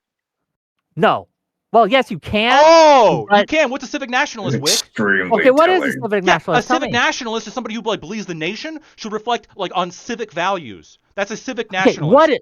I'm not asking you what a civic nationalist. What is a nationalist? I told you already. I defined you. No, what you said is someone who's civic minded. What is a civic No. nationalist? I told you. That Okay, you don't know what a nationalist Can is. you repeat That's his fine. definition from 1 minute ago? Yeah, it was 1 minute ago. I said the definition of nationalist, and I'll just look. Nationalist is someone who thinks that of country's values should reflect the nation and should be centered on the nation. But that's not what nationalism is. No. Nationalism is when you put the nation above all other things. No, that's Family, not, that's, identity, right? This is what all the scholars on nationalism think. no. Hold on. Wouldn't Oh, you that be shake your head no, but let's see what He even or characterizes Wouldn't that be ultranationalism more so than that everything must be subordinated to the state, which by the way is another tenet of fascism? So, notes on nationalism on the Orwell Foundation. Nationalism is, let me just read this. It's a bit long, okay? By nationalism, I mean, first of all, the habit of assuming that human beings can be classified like insects and that whole blocks of millions and tens of millions of people can be confidently labeled good or bad. But fuck are you secondly, reading? and this is much more important, I mean the habit of identifying oneself with a single nation or other unit, placing it beyond good and evil, and recognizing no other duty than that of advancing its interest. Where's this Nationalism is from? not to be confused with patriotism. Both words are normally used in so Foundation. vague a way that any definition is liable to be challenged, What but website one is must this? draw a distinction between them since two different and even opposing ideas are involved. This, again, and I can go on, but obviously nationalism isn't just when nation, okay? That's not what I said. What site were you Wick is reading off of? traumatized by Andrew How am Wilson. I wrong? What website are you hold reading? on, I've I'm asked gonna you this fucking question Google. 4 times Are you now. bringing your I've asked you this nationalism question definition four. from, I've asked you Michael? this question 4 times now. What website were you reading from? Orwell Nation, OrwellFoundation.com. They published OrwellFoundation.com. I'll link it in chat. This is a letter from Orwell, you know, the guy who wrote Yeah, the 1984, Orwell Foundation right? exists to promote Called the Orwell's Notes on values of Nationalism. bravery, integrity, decency, and fidelity to truth. The charity registered in England and Wales to perpetuate the achievements of the British writer George Orwell. Yes. Do you know who George Orwell was? Yeah, I am fully aware of George Orwell was. I don't think that, like, the opinion of people at the George Orwell Foundation, first of all, is even, like, authoritative when we're talking Okay. about what... Who do you let me- think let wrote me Notes finish. on Let me Nationalism? finish. Do you think Let the me finish. foundation wrote that? Let me finish. No, because you're wrong. Let me finish. I don't think that somebody at a charity for George Orwell is an authority on what nationalism Cool. is. I didn't trump those hold up, fuckers. hold cool. up. You I literally don't read think off of that them. you are an You literally authority read on off of what they nationalism said. either. You literally read off of what they said. If you could stop Okay, spurting no, out I wrote every fucking they 10 seconds, let me pushed finish a a sentence. letter that was written by can't- George you can't- Orwell. you Because can't. you're not fucking listening. You're not fucking listening. You think that the Orwell You're Foundation cutting me wrote what I off. quoted? You're They cutting- did not. You're cutting me off. I asked you what website you Okay, got that from. do you or do you not I think asked that the you. George Orwell Foundation wrote what I just quoted to I you? asked you what you were reading off of, and you told me the Orwell Foundation. I said it was published on the Orwell Foundation. It was a note, again, Notes on Nationalism by George Orwell. You didn't listen, you misunderstood, and then you kept interrupting me while I tried to explain. No, you kept interrupting me, Whick. Because you kept being wrong. Okay, you so I didn't misconstrued interrupt it, you. lied about So it. you interrupted me. So you just lied about me interrupting you. Hold on. Again, do you think that George Orwell or that the charity organization wrote that? So now that you've clarified, you're saying that George Orwell was the one who wrote it and that the Yes, charity he published reposted it. Notes on Nationalism. I don't think either are the definitive authorities on what nationalism is. I can give you more. So here, let me just look this up real I can quick. give you more scholars. Here, here, Christian nationalism. Let's just see what this Hey, is. you're Googling it. Yeah, Cool. I'm Googling it. Yeah, we'll find out. Because I'm pretty sure it's in line with what I believe. Christian nationalism is a form of religious nationalism that focuses on promoting the Christian views of its followers in order to achieve prominence or dominance in political, cultural, and social life. Okay, so that's from Wikipedia. Mm-hmm. And Is it wrong? what is nationalism? Okay, Christian nationalism is a form of religious nationalism. Begs the question, what is nationalism? Hold on. We're looking at religious nationalism? I give the definition of religious nationalism too. I think he wants you to repeat the country reflects something. Yeah. So hold on. So can we not wait?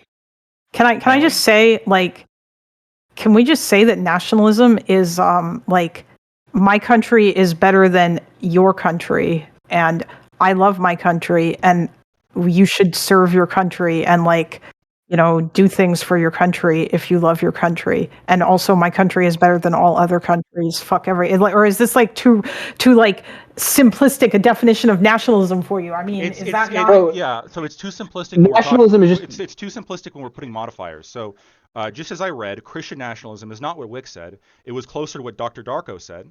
I'm quoting Christian nationalists. Ethnic nationalism. I'm quoting Orwell. You're quoting Google. I'm quoting. Yeah, you're quoting Orwell. I'm quoting everything else on Christian nationalism. Okay, ethnic nationalism is when you are you think the nation should reflect the particular ethnicity. There's all sorts of different kinds of nationalism that you can point to. But when we're talking about a Christian nationalist, what Dr. Darko posted from a reputable source, and what I just read from Wikipedia is, I think, more authoritative than George Orwell. When I'm defining nationalism, I'm saying it's the belief that the nation should reflect a particular thing. You are saying that it's what? Nationalism, and I'll read it again, is and this is a really good definition. Nationalism is not to be confused with patriotism. Both words are normally used in so vague a way that any definition is liable to be challenged, but one must draw a distinction between them since two different and even opposing ideas are involved. But in my words, how I would explain it, right, is this. Nationalism puts the state above all other things. It is more important than your family, is more important than any other identity you may have. I'm going to Christianity. That's not even what George Orwell said. To sell that.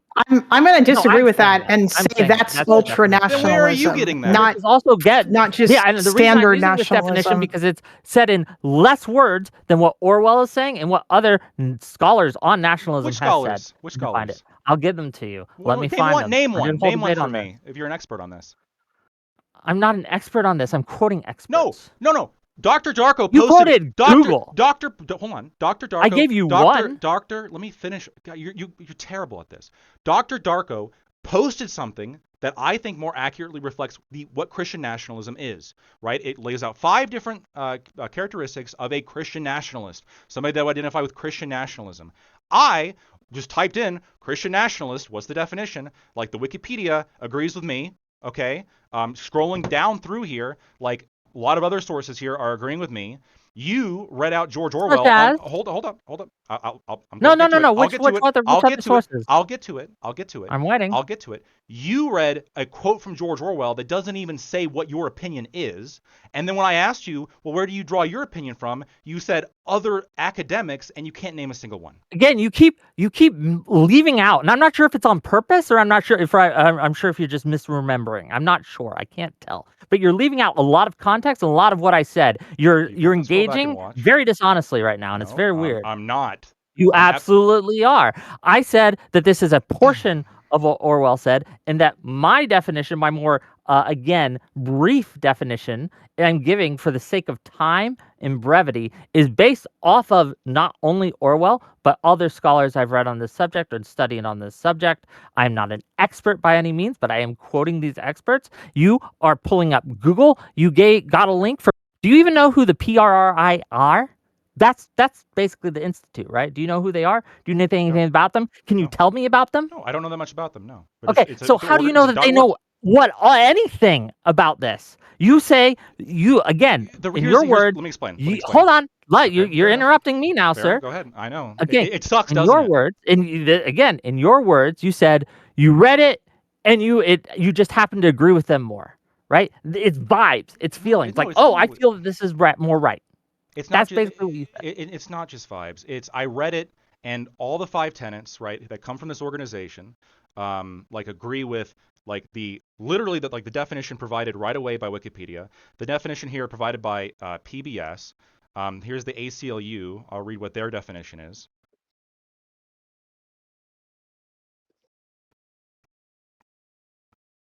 What the ACLU believes Christian nationalism is.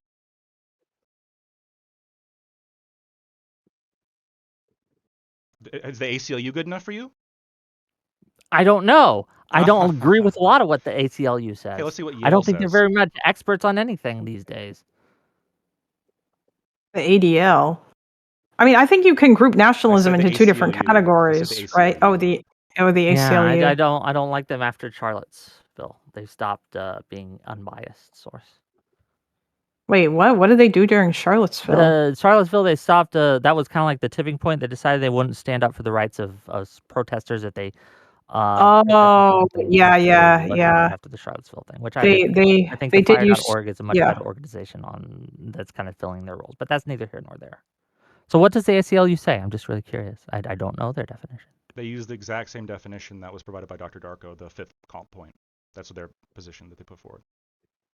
I find that lacking, and I find that any serious scholar of nationalism, specifically, not just Christian nationalism, but nationalism, and how Christian nationalism has played out in the real world, would see that as insufficient. Again, we have examples of Christian nationalist nations, which again go far and beyond Which these academic? 5 core tenets. And I'll give you one: South Africa apartheid was again a Christian nationalist nation by definition. They called themselves this. Their leader, their founder, called themselves this, and they go far beyond these 5 core values and definitions. Hold on a minute. Wait a minute. Wait. I just want to throw this out there because, like, I guess maybe I'm going to rebel here and disagree with you, Wick. You can disagree. I feel like applying that to all nationalism is not a good idea because that, like, nationalism can also be an ideology held by people who are fighting for, like, to form a nation, you know, like Palestinian nationalism or Arab nationalism or like Zionism before Israel was created. And I don't think that it's fair to say, like, what you are describing sounds more to me like ultra nationalism, which is an extreme version of nationalism that you will find among, like, fascist things. That's what the Nazis had. That's what Christian nationalists have.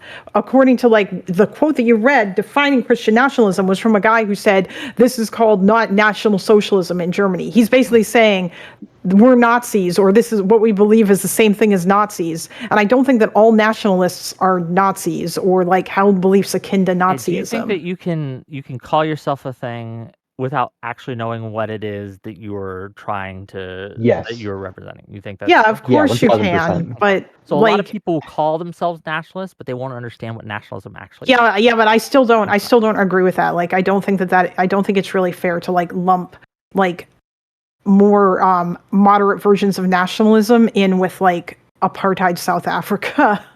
Yeah. Okay. Well, I disagree. Palestinian Well, nationalists. obviously there's different styles and flavors of nationalism. You have Japanese nationalism, Imperial Japan, right? That wasn't Christian nationalism. There's different things.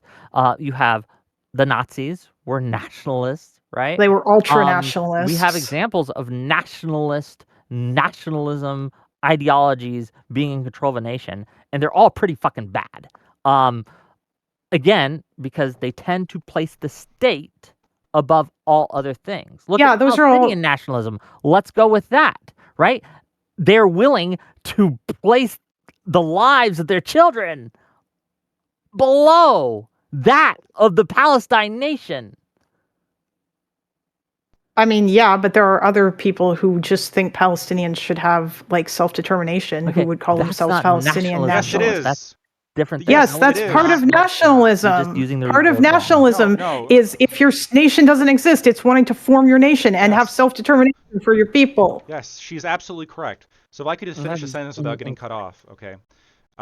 There's a reason why you can have civic nationalists, you can have Palestinian nationalists, you could have. There are fucking in Spain right now. There's Catalonian nationalists, right? There's that are advocating for making Catalonia a separate country. There are nationalist parties all across the country that are nationalists based on whatever group that they're representing, right? The Catalonian nationalists are not like, let's get rid of democracy. They are supporting the creation of a separate Catalonian state that defends like their nation, and what they define here as nation, the Catalonian people. A civic nationalist would be somebody who wants the nation and the state to reflect, civic values, things that we would agree upon. And this idea that a Christian nationalist, which if we by the same definition we would apply to any other like insert term here and then nationalist, would simply fit much more along with what Darko's position is, much more along with what basically everybody's position here is except for you, Whick, what the ACLU's position is, what PBS's position is, what Wikipedia's position is, and you have this position that you've are just, I don't know, you keep citing academics, but you haven't given me the name of an academic here, an expert in fashion or nationalism that like has defined it this way, or Christian nationalism that has defined it this way. Okay, so are you done? First of all, I don't want to interrupt. Thank you. Go ahead. I'd like to jump in soon here. I'll get you in a second, but I got to respond to this. Yes, I think that you're all using the term nationalism wrong. That's why my definition disagrees with you. I reject the premise, the foundational thing that said, well, nationalism is just when you like your nation. That's patriotism. We have a different word for that for a reason. Okay. Well, no, you can call yourself a patriotism nationalist, is but not actually just engage in nationalism. Please let me go here. Sorry. Right? This is not. Again, nationalism has a specific definition, and you have specific people who are, again, it's like when people try to water down the definition of socialism to mean something that it doesn't actually mean, to be more inclusive and broad, to have a bigger tent, is that you have actual socialists who use that to subvert and infiltrate organizations and say, well, yes, I'm a socialist just like this person is a socialist, when they are different things. My argument is that nationalists, actual nationalists, not people LARPing as it, have tried to water down and broaden the term nationalism to make it more palatable so more people will call themselves that, not knowing what it actually means, so that they can go in, infiltrate, subvert these spaces and say, look, I'm a nationalist just like this, that these civic nationalists are. Right. And I talked to an actual civic nationalist after my Wilson debate, right, who even admitted this, who said, yeah, I probably shouldn't call myself a nationalist, right, because that's not actually what it means. I just use it as a shorthand because most people understand it like that. But again, we have an academic definition of nationalism that's pretty clear. I didn't come prepared for this one specifically to give you the quotes, but I can later. We can have a debate on this. But I want to say, right, that Andrew Wilson, specifically, which is what started this all, is a Christian nationalist in the same vein as B.J. Wagner was. I agree he's a Christian nationalist, not by your definition of Christian nationalist, but everybody else's that you think are wrong. Hold on. So. Whick, do you even think that ultranationalism is a real thing then? Ultranationalism is what nationalism is. No, it's not. It's all so the answer to that is no. So it's just redundant. For sure. You think it's just redundant? Yeah, but it's true say, though. I'm not that kind of nationalist. Those are the bad nationalists. Why do we have a separate category for it then? Why is it like its own type of nationalism? I just told you because people are saying, well, and I'm going to offer a path back to the topic that was originally brought into discussion. Nope, you've been talking plenty of fucking time. Nope, I'm going to answer this one. I'm going to answer this one. It's because you believe that people within a political movement cannot define that political movement. That's why you quoted a not nationalist to describe nationalism.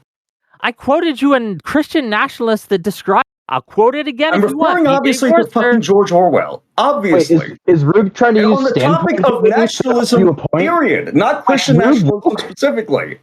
Wait, is Rube woke? Why are you using standpoint theory, my dude? I don't know. But can you say again? Why are you using standpoint theory? Like, are you super woke or something? Yes, I'm the pretty woke. standpoint So many people, epistemology here. so many people I'm just pretty don't woke. understand what nationalism. The reason why we have a separate term, ultranationalism, and what they call that is because again, people that's just what nationalism is. All nationalism at its core is ultranationalism, but they want to have a separate category so that they can say, well, we're the good kind of nationalist, but they're all the bad kind of nationalist.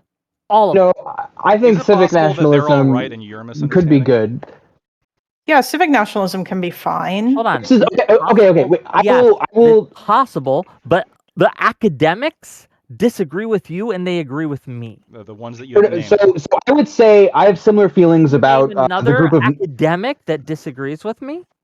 No, I have a went down metaphor for all you the here. organizations that disagree with you. Hold on. None of the. Okay. You went down PRRI and you PBS, cited ACLU ACLU, and PBS. and PBS. Those aren't academics. Hold on. Do you think These are PBS is academic? Yeah, PBS has Oh, obviously is run dude. by academics. So is Okay, ACLU. whatever.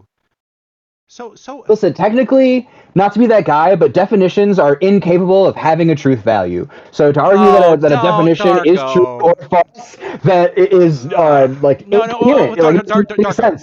Darko, I understand what you're saying. Like ultimately, words are a tool and they're nebulous. Sure, okay. But the reason why I think this definition matters is because when people like Andrew Wilson define themselves as Christian nationalists, or when you read a stat saying, hey, 55% of Americans are sympathetic, or Republicans are sympathetic to Christian nationalism, and the term that you're referring to is what is both understood in the poll that shows that 55% of Republicans are favorable towards Christian nationalism, and what other organizations identify as Christian nationalist, okay, like, then Whick is going to come away, and the people who I guess agree with Whick, which thankfully there's not too many, are going to come away from the conversation thinking, oh my God, 55% of Republicans just don't believe in democracy. They are just this like hardcore nationalists that the state should take over. No, that's just simply not true, though. By the definitions provided Which in is the the poll. path back to the. Which is This is the path back hold on, to stop. the. Hold on. Stop. Lactoid. That was my fucking point. Is saying that a lot of these people are calling themselves Christian nationalists, but they aren't actually. They have a misunderstanding of what it is. But you call them Christian nationalists anyways. That's the problem. No, there's only a couple people your I would call side, Christian your nationalists. people. Only specific not a couple person I've people. cited as You a Christian didn't nationalist has been fact check it until I repeated somebody else's quote and you went off to correct my numbers. Because it benefits you. This is the entirety of this is the core of the conversation to begin with. Is you benefit. You benefit. I have to talk.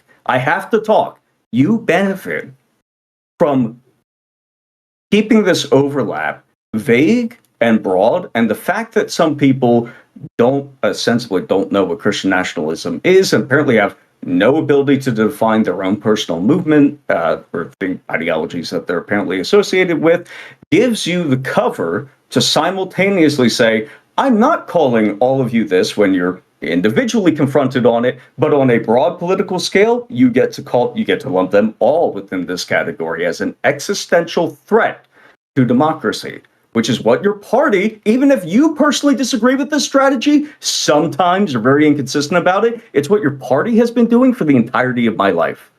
Okay, so Christian nationalism is absolutely a threat to democracy because Christian nationalists would put democracy below that of their Christian nationalism by definition. Definitionally, yes. Can I read another? So you linked the George Orwell Foundation. You stopped the quote before this part. I want to know if you agree with this. This is also something this is actually part of the quote that you read. This is the ending part of the paragraph. This is from George Orwell. Quote, the abiding purpose of every nationalist is to secure more power and more prestige, not for himself, but for the nation or other unit in which he has chosen to sink his own individuality. Yes. In what So, word, like, for example, like if you were, like it doesn't have to be a nation per se, but a nationalist. I'm sure you can think of an example where you have the group, the in group, and you think everything is subservient to this in group. Um, Cults perhaps would operate like this. Yes. the definition that you provided Except nobody before. operates like Well, this is a problem. no, hold on. The definition just shifted. Your definition before was like this nationalism believes that like the state should like the democracy Yes, should all cease is and the state should subservient like to the state. all subverted to the state. But that's not what this paragraph says. This says to secure more power and more prestige, not for himself, but for the nation or other unit in which he has chosen to sink his own individuality. And so when Dr. Darko read out before, like the laws should reflect Christian values, how would this not fit George Orwell's definition of nationalism here? Because again, it isn't sinking everything into. Well, let me read what you just. Mm-hmm. The U.S. law should be based on Christian values. Does that in any way imply, I should say, that it should be subservient to U.S. law should be subservient to Christian values If it's I based mean, off of I it, think yeah. or to Yeah, the state? I'm yeah, like being more- again, we're using like the scale from strongly disagree to strongly agree, and I think in combination with other things, like I think we can reasonably discern that like if given the opportunity. I mean, like these are survey questions. I don't know if these would be like great like like tenets of a definition, but I think these are 5 great questions to ask to figure out if someone more likely than not Yeah. believes in like Christian nationalism. Well, That's the problem with Whick's laws are an definition exercise of here, power. is that Yeah, laws are an exercise of power. he, So just briefly, Wick has a definition here that no human being on the planet meets at all. Anybody. People have a hierarchy of values, and because one is slightly higher in that hierarchy, sort of prima facie, we could say, like just on the face of it, like I'm more worried about my nation specifically, or I'm more worried about my religion specifically, or more worried about my race specifically. These are within a hierarchy of values that get mixed into your daily life. And so Orwell's definition here says, like, hey, you're sinking your individuality into this, but it doesn't mean that, like, you're all right, do I buy apples or do I buy oranges? Well, what's better for the state? Okay, I think That's not how people act in real life. this is a good kind of way to understand it. Okay, everything in the state, nothing outside of the state, nothing against the state. That is a totalitarian nationalism, right? Well, now you've put a Whoa, no, qualifier on it. you would just say it's nationalism. Why'd you say totalitarian nationalism? Because nationalism in general might see some things outside the state, right? Not everything would be in the state, right? Christian nationalism wouldn't put everything in the state. That's what you But said hold on, before. the state. Hold on, no. What I said before was the state is above all. Everything is subservient to the state, which is different.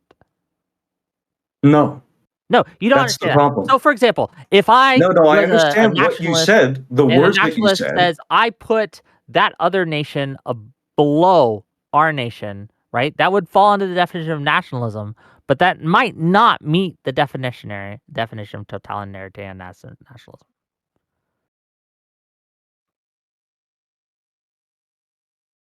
He has to backpedal now because he realizes that, like, he's Hold on, described no. a world in You which guys are people who. hold on. This is Okay, crazy. You yeah, guys are no, just using cut me off again. Wikipedia. Cut me You off guys are again using after you've been Wikipedia and complaining Google, about and I'm giving you Lactoid actual going on scholars' too long and not going definitions of off about nationalism. shit because you can't Oh, respond it's to a never because I fucking go on point that too we've asked long. you about. It's always 10 words in.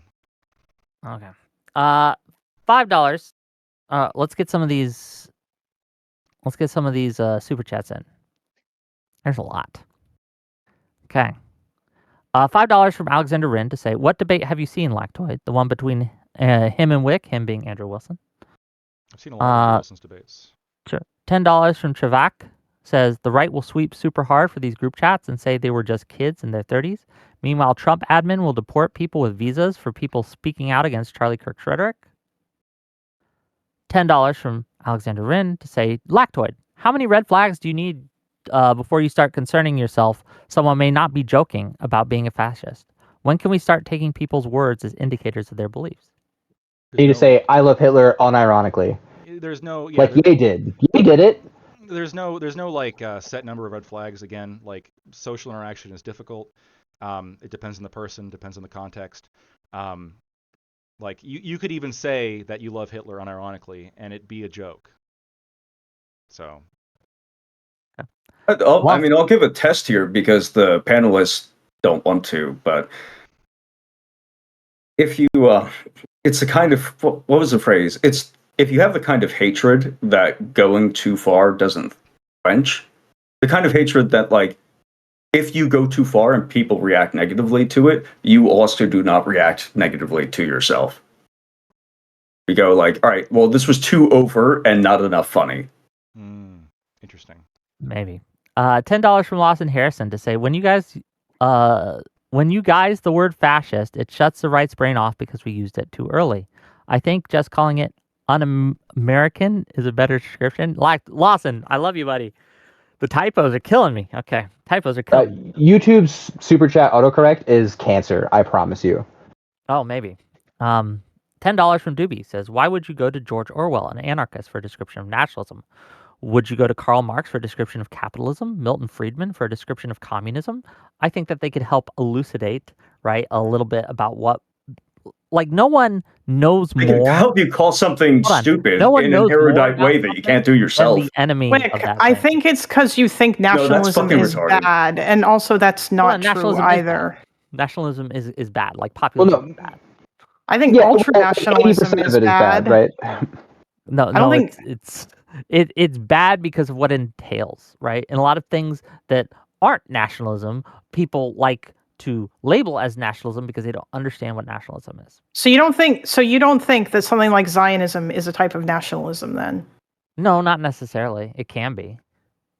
Just to be clear, Why? Zionism is absolutely Jewish nationalism. Just 100%. It is. Zionism is There's wanting no to have definition a Jewish of homeland. nationalism It's not other than a maybe Jewish race. homeland at any cost, and everything is below that That's goal. not what nationalism means, though. Yes, that is. Listen, I think No, nationalism because nobody operates on that basis. Nobody. Yeah, I think nationalism is like That's Linux. what a hierarchy of values is. Running Linux and running a lot of different distros, but like you're not actually just running like Linux, like 18.0. Like yeah, so you know. Okay. I mean, like, yeah, there's a bunch of different definitions or different types of nationalism, and therefore different you guys definitions. Just don't understand what nationalism, and that's okay, right? This wasn't part of the That's debate. all right. Ours just describes people who really live in the real world, who understand themselves as political actors, political agents, free agents, who can define their own ideology, and then there's your standard that doesn't define anybody on the planet. Okay. Wow. Like, I don't. I'm sorry. I just. What a surprise. $10 from Fancy Teeth to say, even before he was done reading the quote, you were asking for the source. If you were going into this with good faith, you wouldn't need the source. What can you do with that information? Whoa, hey, some people are not auditory learners. Some people are visual and need to read it. Don't be ableist. Yeah, I mean, he was asking because he thought that it was a ridiculous definition. Not only that. As you read it. Yeah, like, first of all, yeah, it is easier to read than just listen to somebody describe a quote. But also, it's perfectly fine to, like, if somebody's reading a long quote, to be like, where's this from? It's perfectly rational. Like, do you guys want to sit here and wait for me to read you Das Kapital?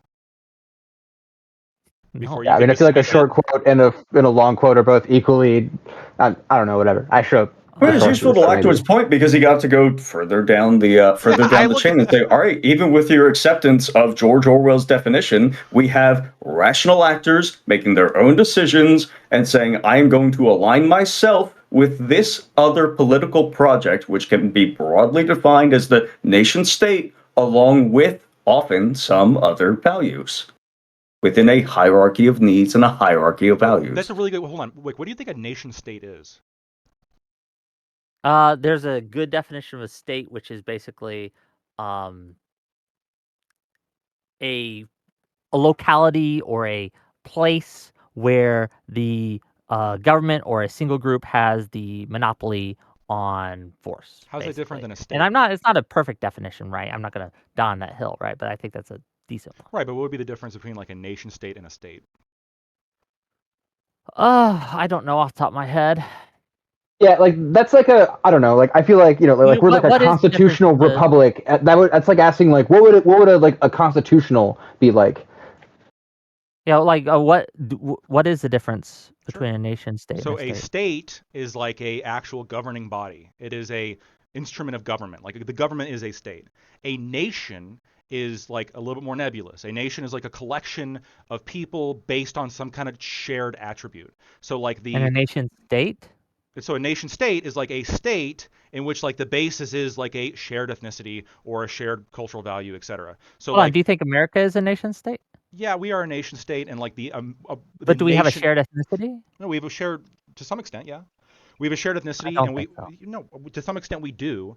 But I would say that America has like the shared nation that we have is more of like a civic nation, as opposed to a country, let's say, like I don't know, Sweden, which is more of a ethnic nation, right? It's based less on like a foundation of an Can you name a ideal. non-nation state that exists?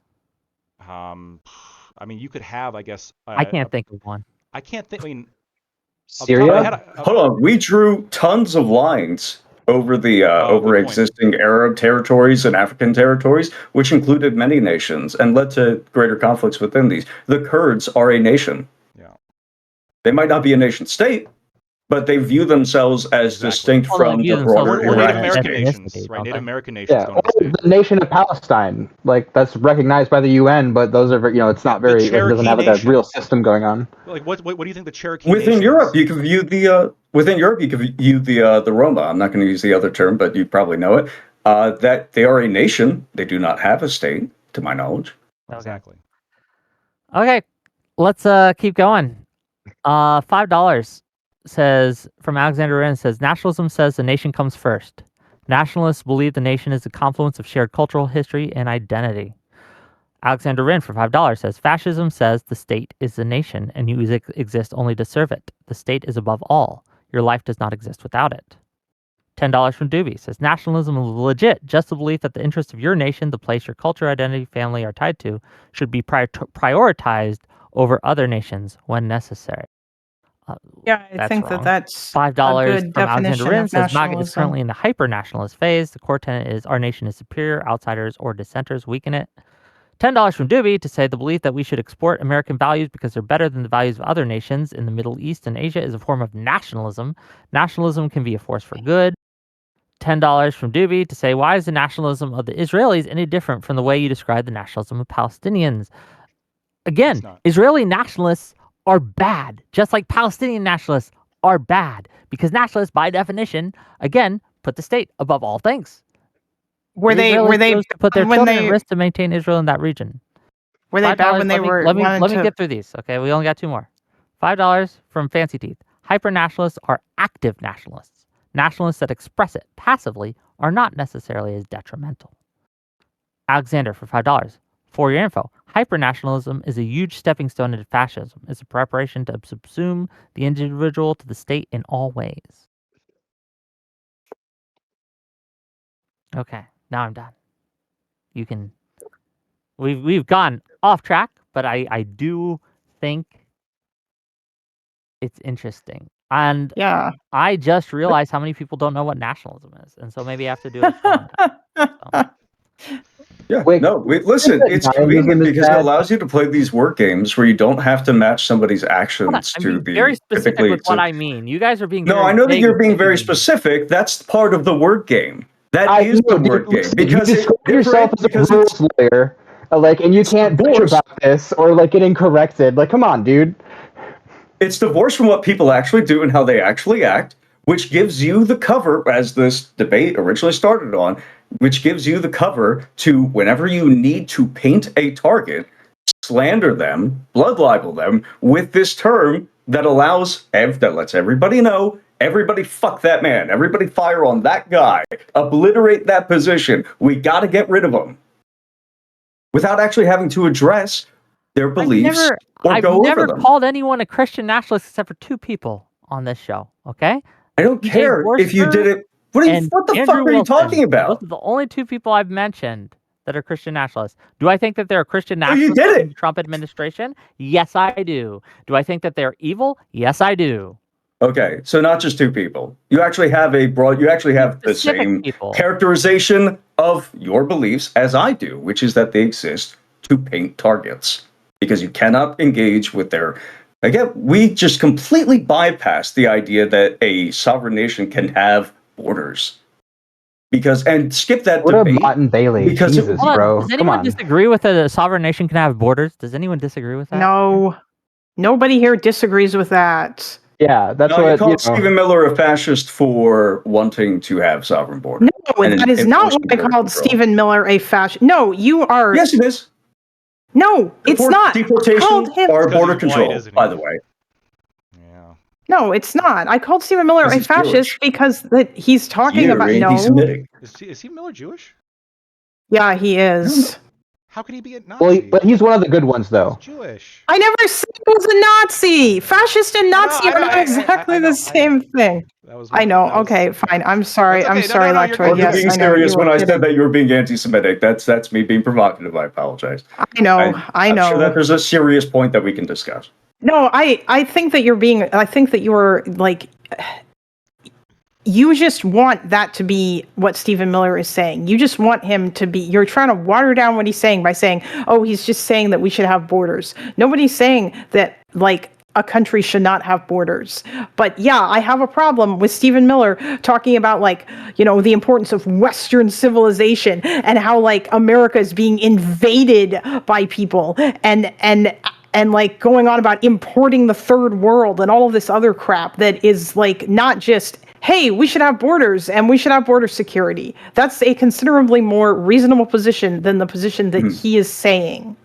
What is it like called? even if you believe in like open borders, that doesn't mean you don't believe in borders. That means you believe in like pretty lax regulation of those borders. I'm not sure if that's the case. I would say it's certainly possible for somebody who believes in open borders to effectively not believe in the concept of borders at all. Hold on. And I would be tempted. So what is the borders part of open borders if they don't exist? To be anti-borders. Why wouldn't you just say you're anti-border? Anti-borders. Well, border is like the Yeah, but open delineation. borders sounds more pleasant. No, hold on. You can be okay. Open border just simply means, hey, the delineation of governance with this other country, we want that to be like open, so people can like go back and forth. Being open border doesn't mean like you don't have the concept of border. Also, hold on, That's what they're trying to argue. Is that? Sorry. Okay. Hold on a second, Mr. Rube. You've spent the entirety, or not the entirety, but a large part of this debate going at us by saying that like we want to like use our beliefs as like a weapon and whatnot.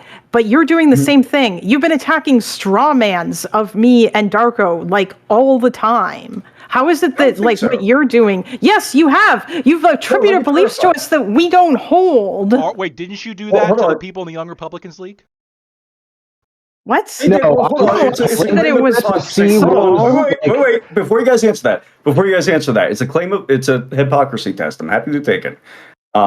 No, I don't think that I did. And we skipped past the argument, which is kind of annoying, to discuss whether Andrew Wilson is a fascist nationalist, Christian nationalist, or whatever, which I think was Whick's intention. Definitely a Christian nationalist.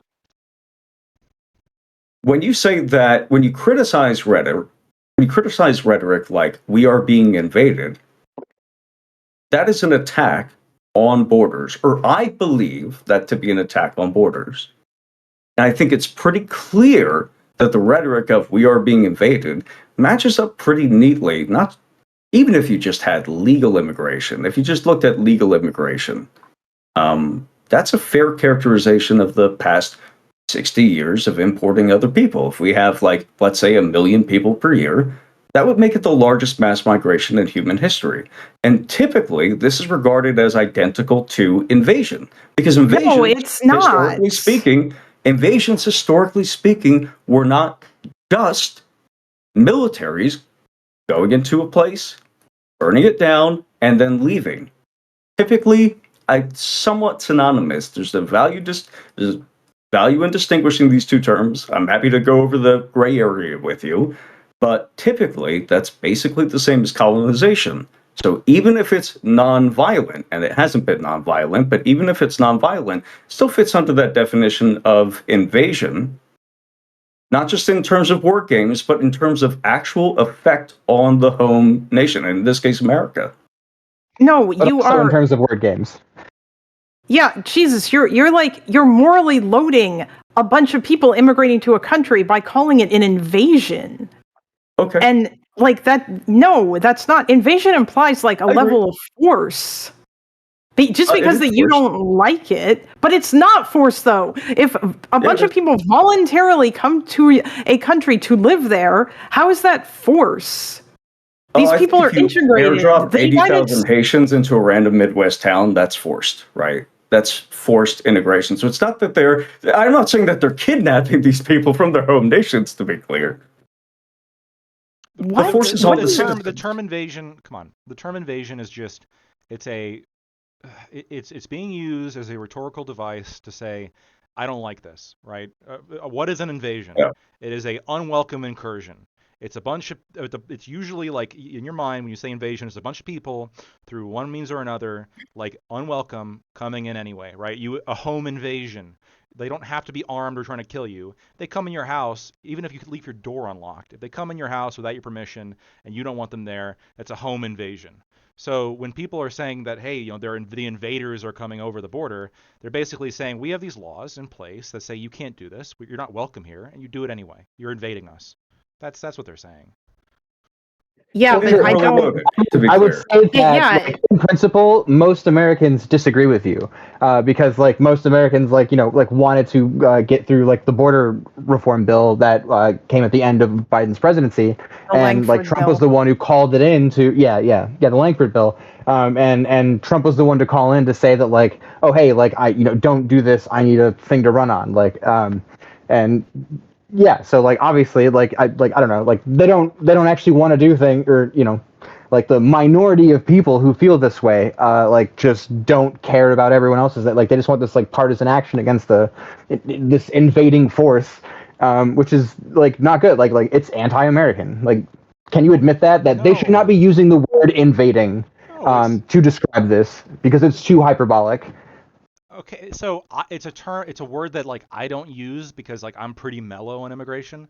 But for people who like the big issue for them is illegal immigration, it's a perfectly like understandable word to use. I Like, don't know if is it just illegal immigration though? Hold on. I don't think Stephen Miller's issue is just illegal immigration. He seems to be opposed to all immigration when he talks about importing the third world. I don't know about Stephen Miller specifically. I think that the vast majority of Republicans, when they're talking about the invasion of immigrants, they're talking about like in their mind these hordes of illegals that are like jumping the border and border patrol Yeah, I trying to catch know, them and like but they're all it's running in. This is yeah, their idea of it's the invasion, right? yes, Yeah, yes, I but you know. I'm understand this aware. rhetoric, right? Like you would agree. Just Well, just no. real quick, $5. Okay. $5 from Testicle Johnson to say legal immigration from third world countries to the first world is just legal invasion. They're here to take our jobs and take our women. Sure. Yeah. They're here to take our dogs and Like cats. invasion to me is just like again, it's a term of like it's a term to say an unwelcome incursion or an unwelcome like presence of somebody now into a space that you consider to be yours. I don't think that it's like I don't know. I don't see the problem with it. I think that's perfectly rational for people who are really like against immigration or illegal immigration to say for either or really to say, I hey, think these it's invaders are coming into my country, like they're not welcome here. We should deport them. That's what. also I don't agree with like you're saying like when you're talking about home invasion. Like a home invasion is like a terrifying experience for people who like experience an intruder is coming into your home. Your home is like your space, and there's like a level of violence to that, even if they don't have to break down the door, because there is like this fear that they will do harm to you. I don't think that that's the same thing as like some random person immigrating to your fucking country. Oh, no, but this is We've like conceded already. Hold on, just brief. We've conceded already that it is morally loaded. yeah, Can you course. acknowledge that we've done that? Yeah. Okay, yeah, it is it Okay. is Lactoid said it's just a term, that it's not morally loaded, and that like it's a Of perfectly course it's rational morally. thing. Hold on. Of course, I said it's like I said I don't use the term because I'm not a big like immigration guy. Obviously, it's hyperbolic. Like, yes, it's morally Are you loaded. also doing the standpoint epistemology? So like if I care more about immigration, then my opinion about immigration means more? No, I'm saying that if you No, we Okay. just said bro, we agree with your characterization of us. No, here's a great example. So if somebody comes up to me and they say an undocumented immigrant, what does that say to you about their opinion on immigration compared to somebody who comes up and says an illegal? Both are technically accurate, but the connotation shifts the meaning of what somebody's trying to imply. When somebody says invader or invading, it's a negative connotation. They're saying they don't like it. It's bad. We got to stop them. When somebody says an undocumented refugee asylum seeker, That's okay. That's a contradictory phrase right there. Sure, the last you one. understand what I mean, though. What you're saying of like, but like, like again, you're talking about something that has a negative connotation and something that has a neutral like connotation. I don't think undocumented. Hold on. I don't think undocumented person has a neutral connotation. It depends on who you hear it from, but I understand you're talking about like people who use undocumented are usually like soy progressive leftists. No, they don't even have to be soy. They're just like generally left wing. They're generally pro immigration. Yeah, although not always. I don't care. Not neutral. Like what like invading, and like illegal like has this negative connotation. Like you would say like where is that good connotation from like undocumented alien? Because they broke the fucking law and it's minimizing that. That's like if it calling like a rapist like a I'm not gonna use the word. It's a civil infraction, bro. Like we cannot equate this to like rape. It's a civil infraction. See, wait, hold on. You should hold up. Better, dog. This is exactly what I'm saying, right? I would agree with you. It was one of the reasons why I don't use kind of like this language when it comes to I do say illegals because that's just like in my mind that's super accurate. But I don't say like invader in the same way. I'm not going to compare it to like a rapist because I don't think they are like morally the same. But for somebody who cares like a lot about illegal immigration, like calling them an undocumented person to their minds might be the same thing as like calling like a rapist like a non-consensual body poker. Like if you ever use that term with me to describe a rapist, I would immediately assume you're pro-rapist. Hold on. Wait a minute. I just want to say, Lactoid, you don't think that like these people are pro illegal immigration, do you? Usually, like no one is. I don't. Yes, Democrats. Not 1 minute ago. Not 1 minute ago. Not 1 minute ago. The gentleman, not 1 minute ago, he said it's a simple infraction. It's a civil infraction. Oh, fuck, man. A civil parking ticket. No, a parking ticket. It's just a parking ticket, guys. That's all it is.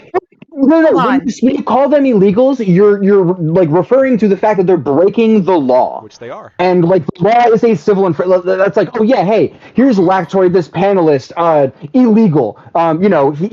He got a parking ticket at some point, so you're an illegal now. And if you said I was parked illegally, you'd be correct.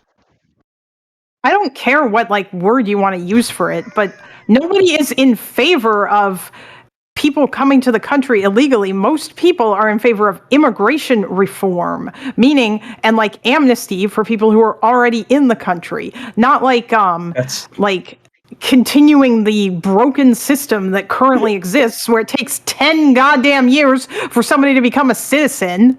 And that's why most people don't do it that way. How many times have you heard the phrase like no human being is illegal? I walk by people with signs in their front yard that says this.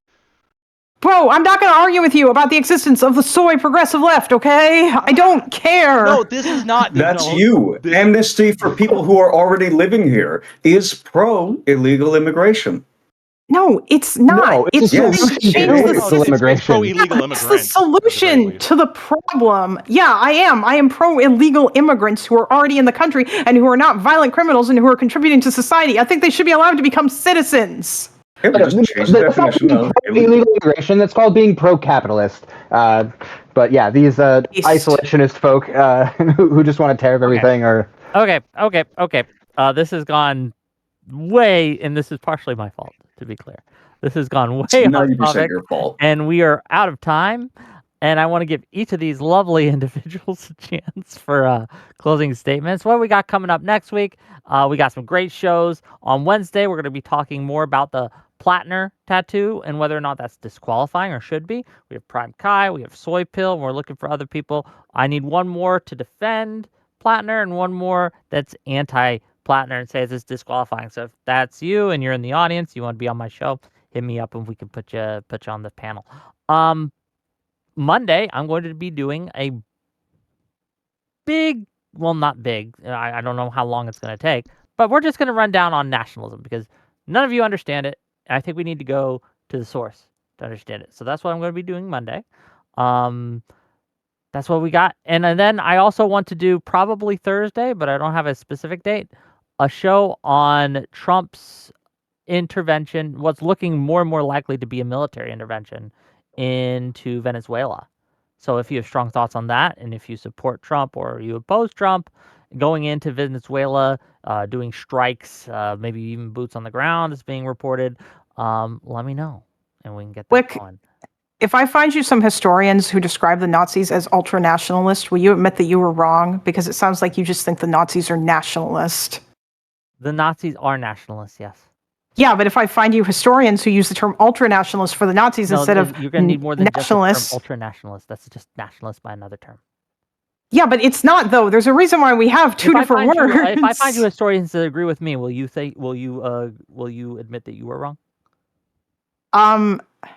Probably not. No. Okay, there we But go. I'm just Okay, no, great, wonderful. We both agreed that if we can find historians that back each other up, neither will admit that they're wrong. Wonderful. We love it. The thing is, though, is that all right, fine. Will you admit then that not every academic agrees with you? How about that? Sure, not everyone academic agrees with me, but I think the academics. So you're just gonna admit that now?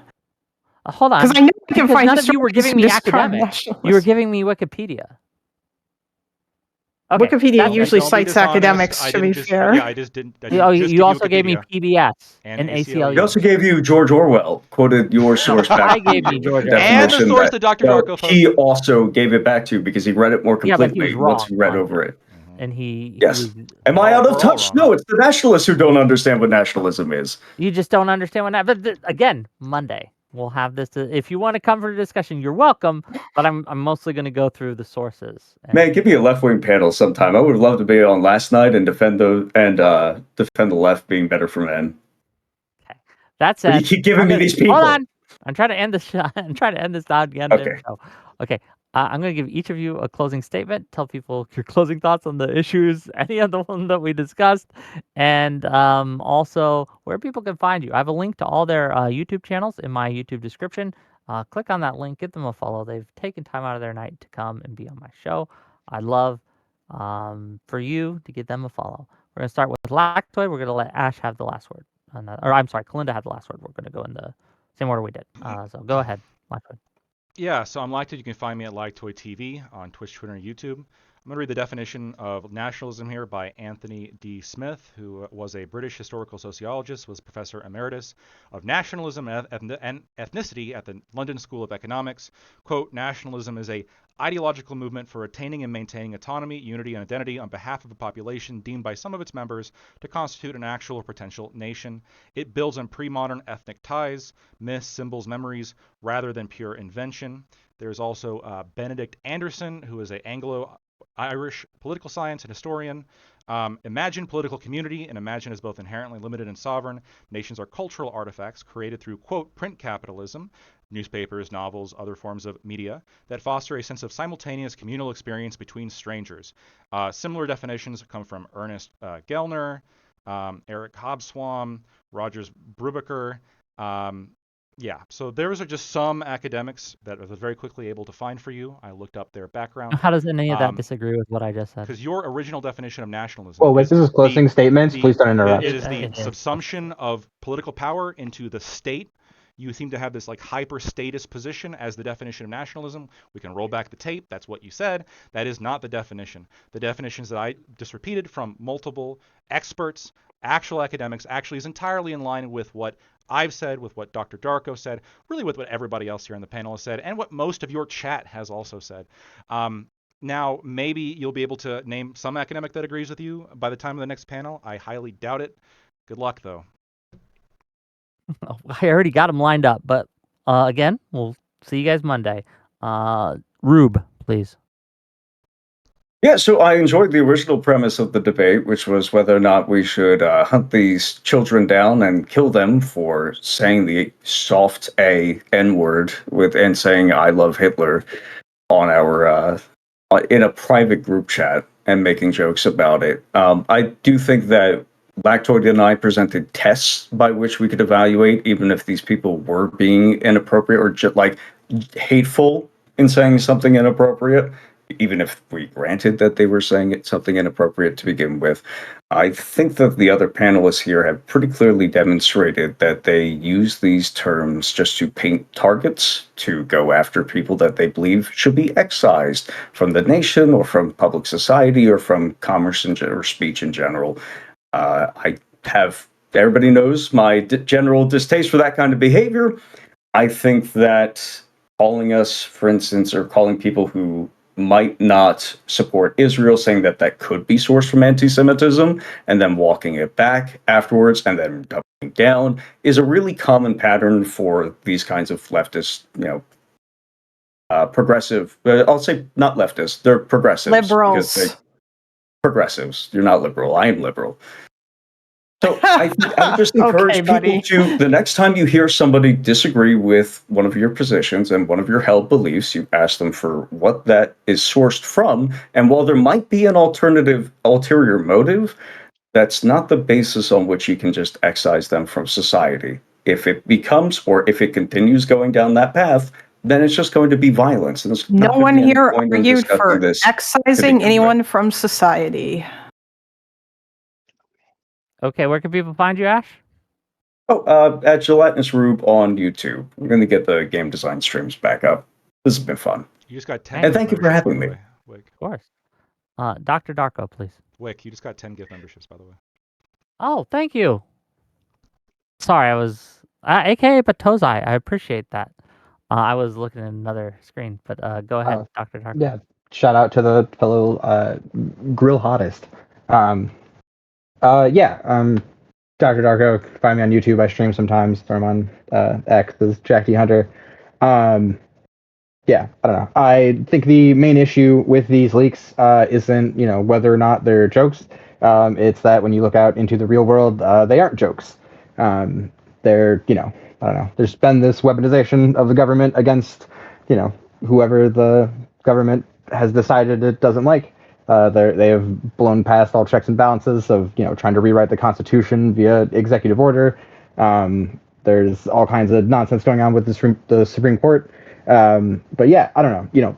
You keep hearing this rhetoric from the whole entire Republican Party, from the president to the Speaker of the House, to even Lactoid here, like kind of like soft allowing it because maybe it's just really important to you. But yeah, this idea that we need to take a strong action against an occupying force that is invading us is a verbatim quote from the manifesto of the Christchurch shooter, the El Paso Walmart shooter, the Buffalo, New York shooter, the Conway synagogue shooter. These leaks were not surprising at all. This is what these people want. And they keep, trying to ratchet it up and hand wave all of the deaths that happen because of this rhetoric. And I think that's bad. And I hope they do better moving forward. Thank you for being here. Really appreciate you, buddy. And last but certainly not least, Kalinda. I'm Kalinda with 2 eyes in the Linda because YouTube sucks and I couldn't get it without 2 eyes. If you want to find me there, I am the Lib Girl spelled with a U, on Twitter. If you want to see me tweet stuff. And I basically, to sum up what I had been saying before, obviously I think this just shows a general trend that seems to be happening in terms of the Republican Party moving further to the right. At no point did anyone here talk about excising people. I don't know why we're now being accused of that and having ideologies that we don't have after Gelatinous Rube over here basically accosted us all night by saying that we were the ones who were doing what he's been doing since the start of the debate. And also, Lactoid, at some point, you and me, Ukraine. Anytime, anywhere. Okay, maybe we can set that up. Okay, that said, are any of you going to continue streaming after this, or are you all done? I probably will. Are I'm you? going to jump into debate chat if anybody wants to chat or hang out or something like that. I need some social interaction because I'm not Okay. going to Are you on Twitch, Kalinda? No, I'm on YouTube, but you can still raid me on YouTube. Yeah, it's harder. Okay, it's more Yeah. buttons. Hold on. Yeah, I don't know why YouTube hit it so deep in the fucking dashboard. they Of like, really, and they changed. Hold on, maybe I can't because they changed the fucking. yeah, like you need to be on an approved list. Yeah. He's on my list. Okay, cool. Okay, look, I'm looking how to do it real You quick. have to subscribe to me, Whick. I think I am, but I'm not sure. There's Cool. end stream, but I don't want that. There's analytics. Wow, Wick. You're not subscribed to me. What the fuck? I think I found. It's a redirect, gang. And you Yes, gotta that's go what there. it's called. Yes.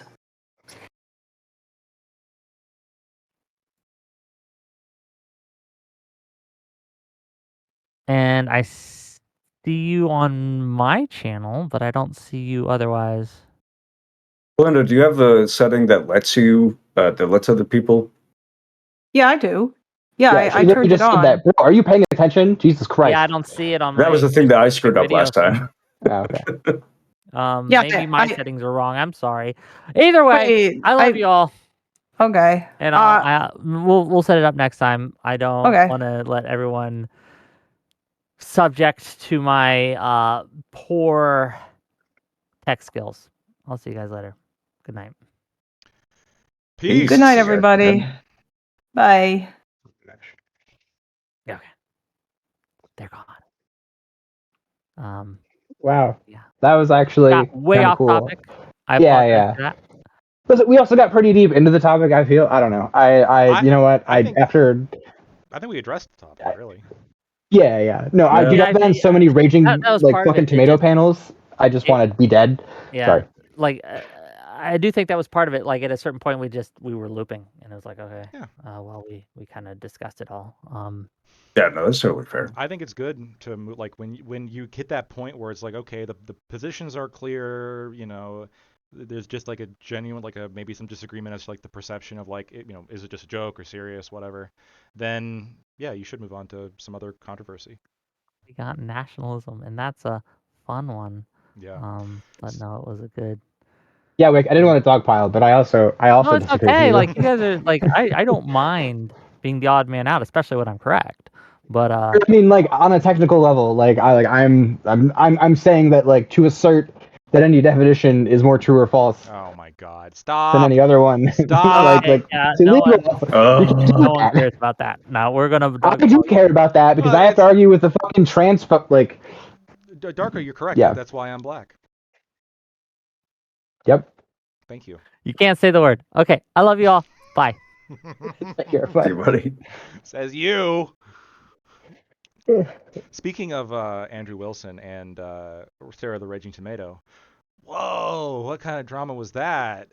Holy shit. Bro, that's just Rob Noor being a fucking big baby. Oh my god, dude. Like From what I could see, I mean,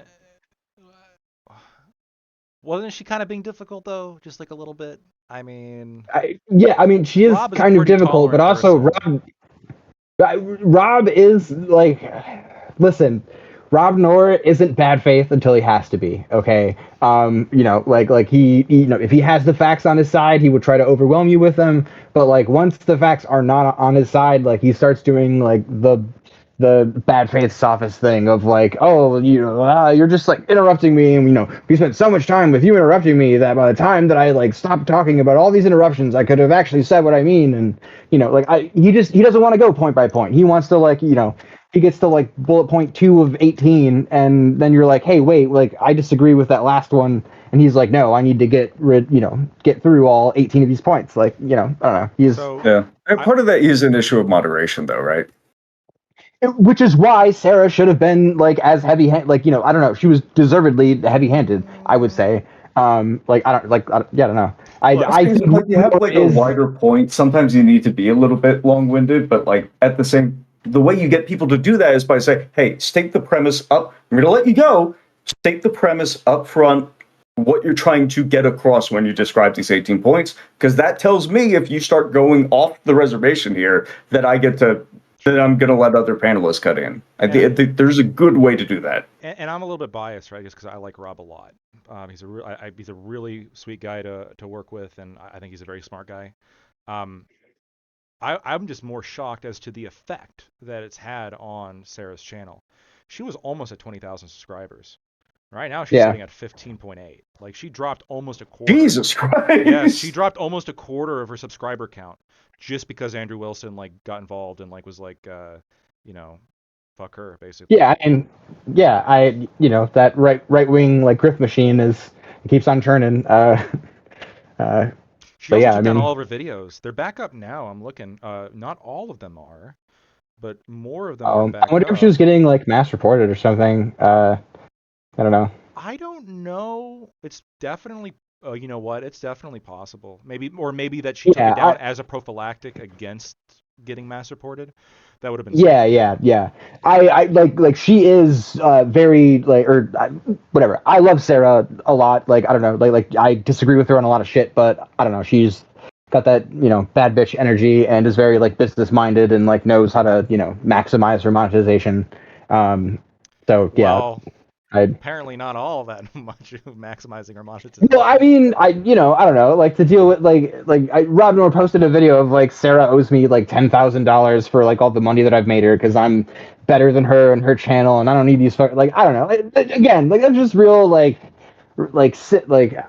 don't know like bitch Did it come behavior. out of I don't nowhere? know. I really Was don't know Sarah all that well. I know Rob really well, and I just can't. That's the thing. Like, I can't imagine him doing like something like that unless like he was genuinely slighted. No. I believe he feels genuinely slighted because I believe his main debate thing is like I'm going to steamroll you with like a dozen like talking points at a time, and if you ever interrupt me, then like I'm gonna like like throw a goddamn fit. But the second that you start to respond to anything, I'm going to like hop back in and like try to like redirect you Did into you something debate else him? entirely. Have you debated him? What? Have you debated him? No, not yet. No, I have a draft that's like 70% done that I want to hop in his call-ins soonish. But yeah. No, the problem I work second. I'm on my lunch break at work right now. I get a lot of freedom Brother, sometimes. I work full time. I work like a, I work a lot, and in fact, I'm probably going to be ending stream soon just to go work more. Um, it makes streaming so hard, dude, when you're working a Right. full-time job. Yeah. But I start work at like 2 p.m. So I have to leave, or be getting ready to walk out the fucking door at like, by like 1-ish. And his morning call-ins start at like either 8 a.m. or like noon. I haven't quite figured out the pattern there. His timing, But I yeah, think, is. I think part of it is because he's got a family, right? His timing is like he's treating it like it's like a regular job, which is good. But the timing of it, I think that like at least with Collins, I mean, I don't know. I guess like there is a merit to like while people are working, being able to like listen to like a talk show. That makes sense. Maybe that's like the audience he's going for. But like for like, debate panels or stuff, like good luck trying to get people on for morning shows. Like I could never. Like that would be not even on a weekend, dude. Fuck that. 8 a.m. to trying to go call into somebody to debate them at 9 o'clock in the morning. No fucking way. No. Right? I'm gonna be groggy as fuck. Can't do it. I'm sorry. Yeah, dude. What the fuck? There's no way. That's my problem right now. Is I work overnight. Well, I have two jobs, but one of them is overnight, and like today, if I didn't get enough, or if I fall asleep too late, then it's like, all right, well, I got 4 hours. Let's go. Yeah, but that was me today. Like I was up until 5 a.m. like grabbing stats, and then I realized I'm like, wait, this is gonna be a vibes talk maybe. But whatever. I like learning shit, so I don't really care. But yeah, I found that survey that I sent you, Lactoid, and then they have another one about justifying political violence, and then I have a third source about wait, something for else. justifying political violence, have you seen the YouGov, the most recent one following Charlie Kirk shooting, that shows that like Dems are Oh, much more willing to justify violence? um, I think I've I've been glanced at running on that that. one for a long time now. Oh, for sure, that's a good one. Yeah. Um, but yeah, no, that like I don't know, like It's pretty over shocking. half with. Yeah, well, okay, but I think if you contextualize like that thing of like so out of all the people that have been detained by ICE, do you know what percent have been like actually deported? I don't know, not at all. So it's I couldn't even 2%. guess. Or rather, it's less than 2%. Okay. So like 98% of the people that ICE has detained like have not, they have not successfully been able to deport. Well, Probably they're in because they're holding stupid. facilities pending deportation hearings, aren't they?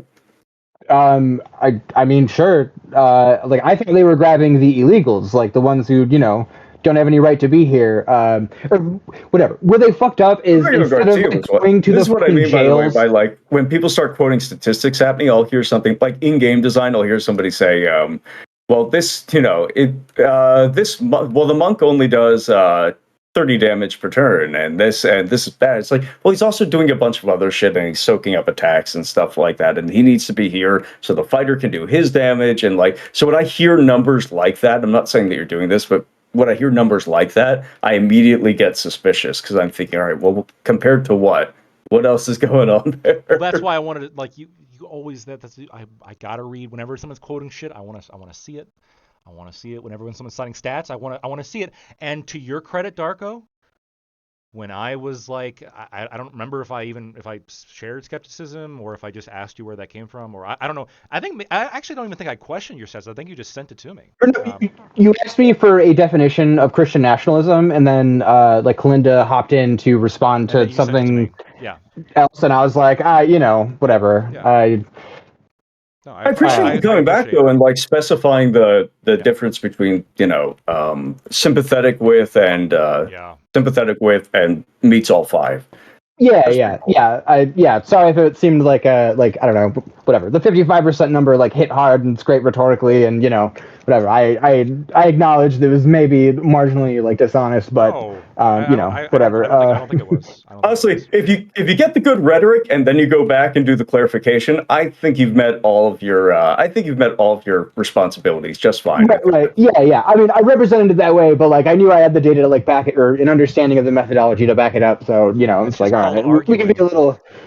Yeah, Right. Yeah. You Yeah. don't totally start by fine. saying, "Yeah, my argument's shit. It all sucks." Oh, by the way, here's the data. No, like you present like this is my position and this backs me up and here's why. And then you present it, which you Right. did. So I am 100% willing. In fact, I'm surprised it's that low of a percentage based on the 5 criteria that you gave me. I would have expected it, having attended some of these like Republican meetings. I would have expected it to be higher than 55%. Yeah. I mean, Yeah. yeah. No, I just thought. Well, there's a lot of people from other cultures who do not hold these beliefs that have been suddenly injected into the country. Not very suddenly, and I don't know, just made up numbers. I don't know. Are we at 30 million yet, Rube? Or Or sorry, do you have a what? preference for Rube or Ash? I sorry, you have two names, and Oh, I don't know either which one to one. use. Yeah, I don't know how to change, or I can't change my name on here. So you can say James Streisand, You'll have Ash to of ask. You'll Creativity, have to or ask 10. Gelatinous Rube. You'll have to ask 10 how to do it.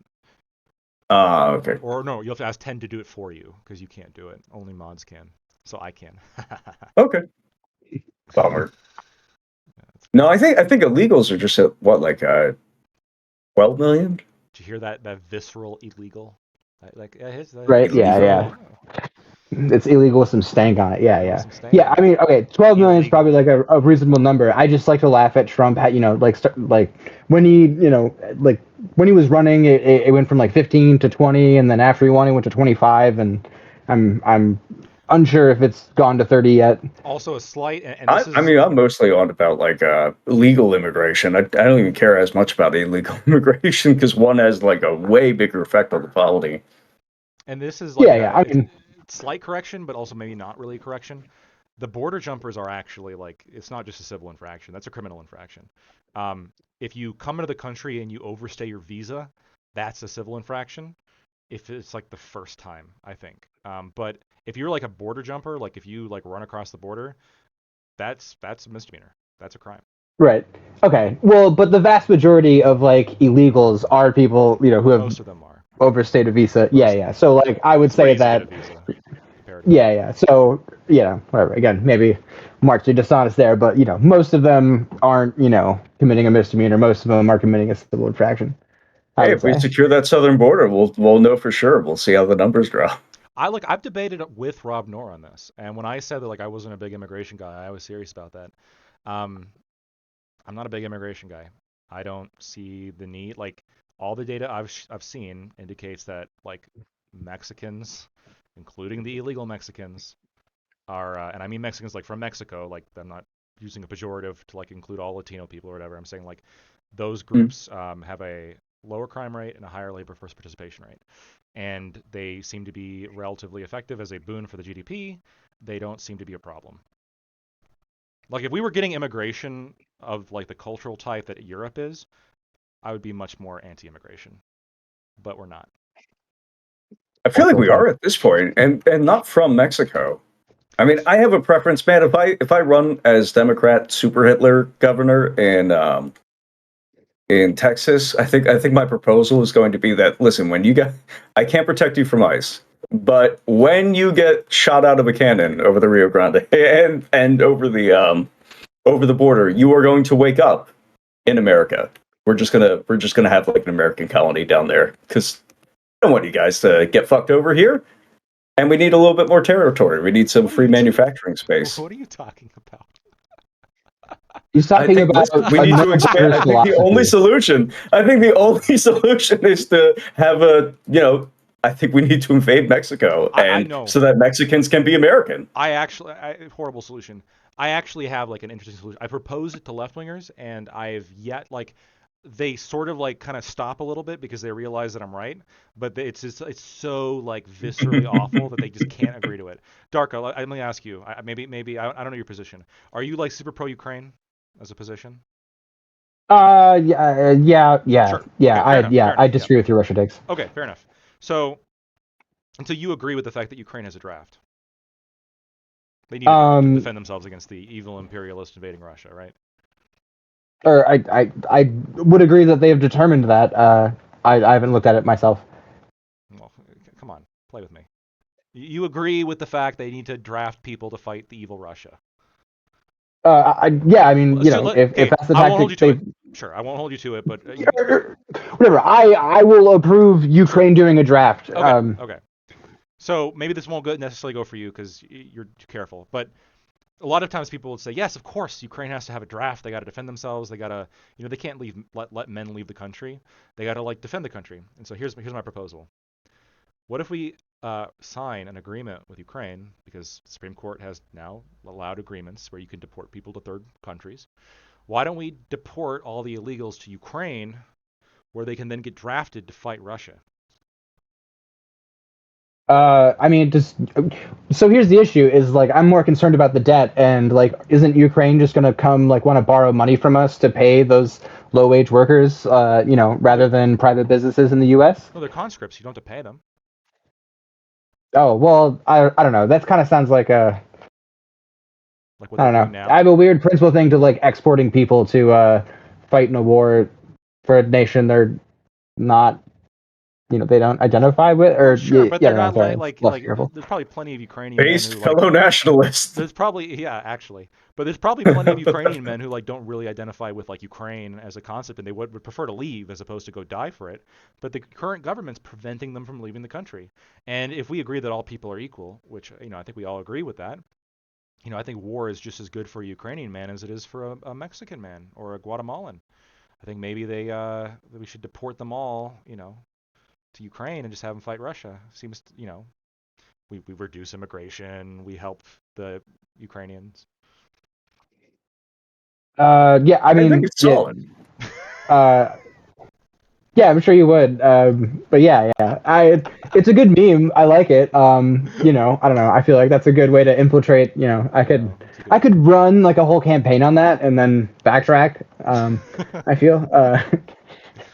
Yeah, I yeah, That is a good one though. I like yeah. it. Russia Ukraine's been in the news in the last couple of days, so I've been busy on Discord. Yeah, no, I saw you in the debate channel, or I think I saw both of you in the debate channel, like before, whatever. I left from work and was going through the Discord and was like, it's 30 minutes before and they're getting a warm up debate in. This is bullshit. Like, I'm I wasn't still thinking debating on about. that one. I wasn't debating on that one. Oh, gotcha. I was doing other shit. Got it.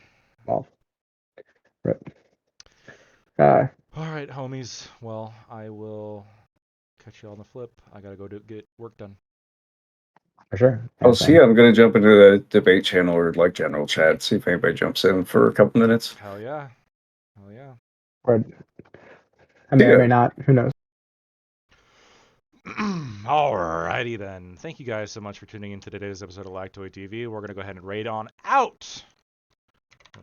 Raid. Who we're gonna raid out into? Ranger and Rogue. That's who we're gonna raid out into.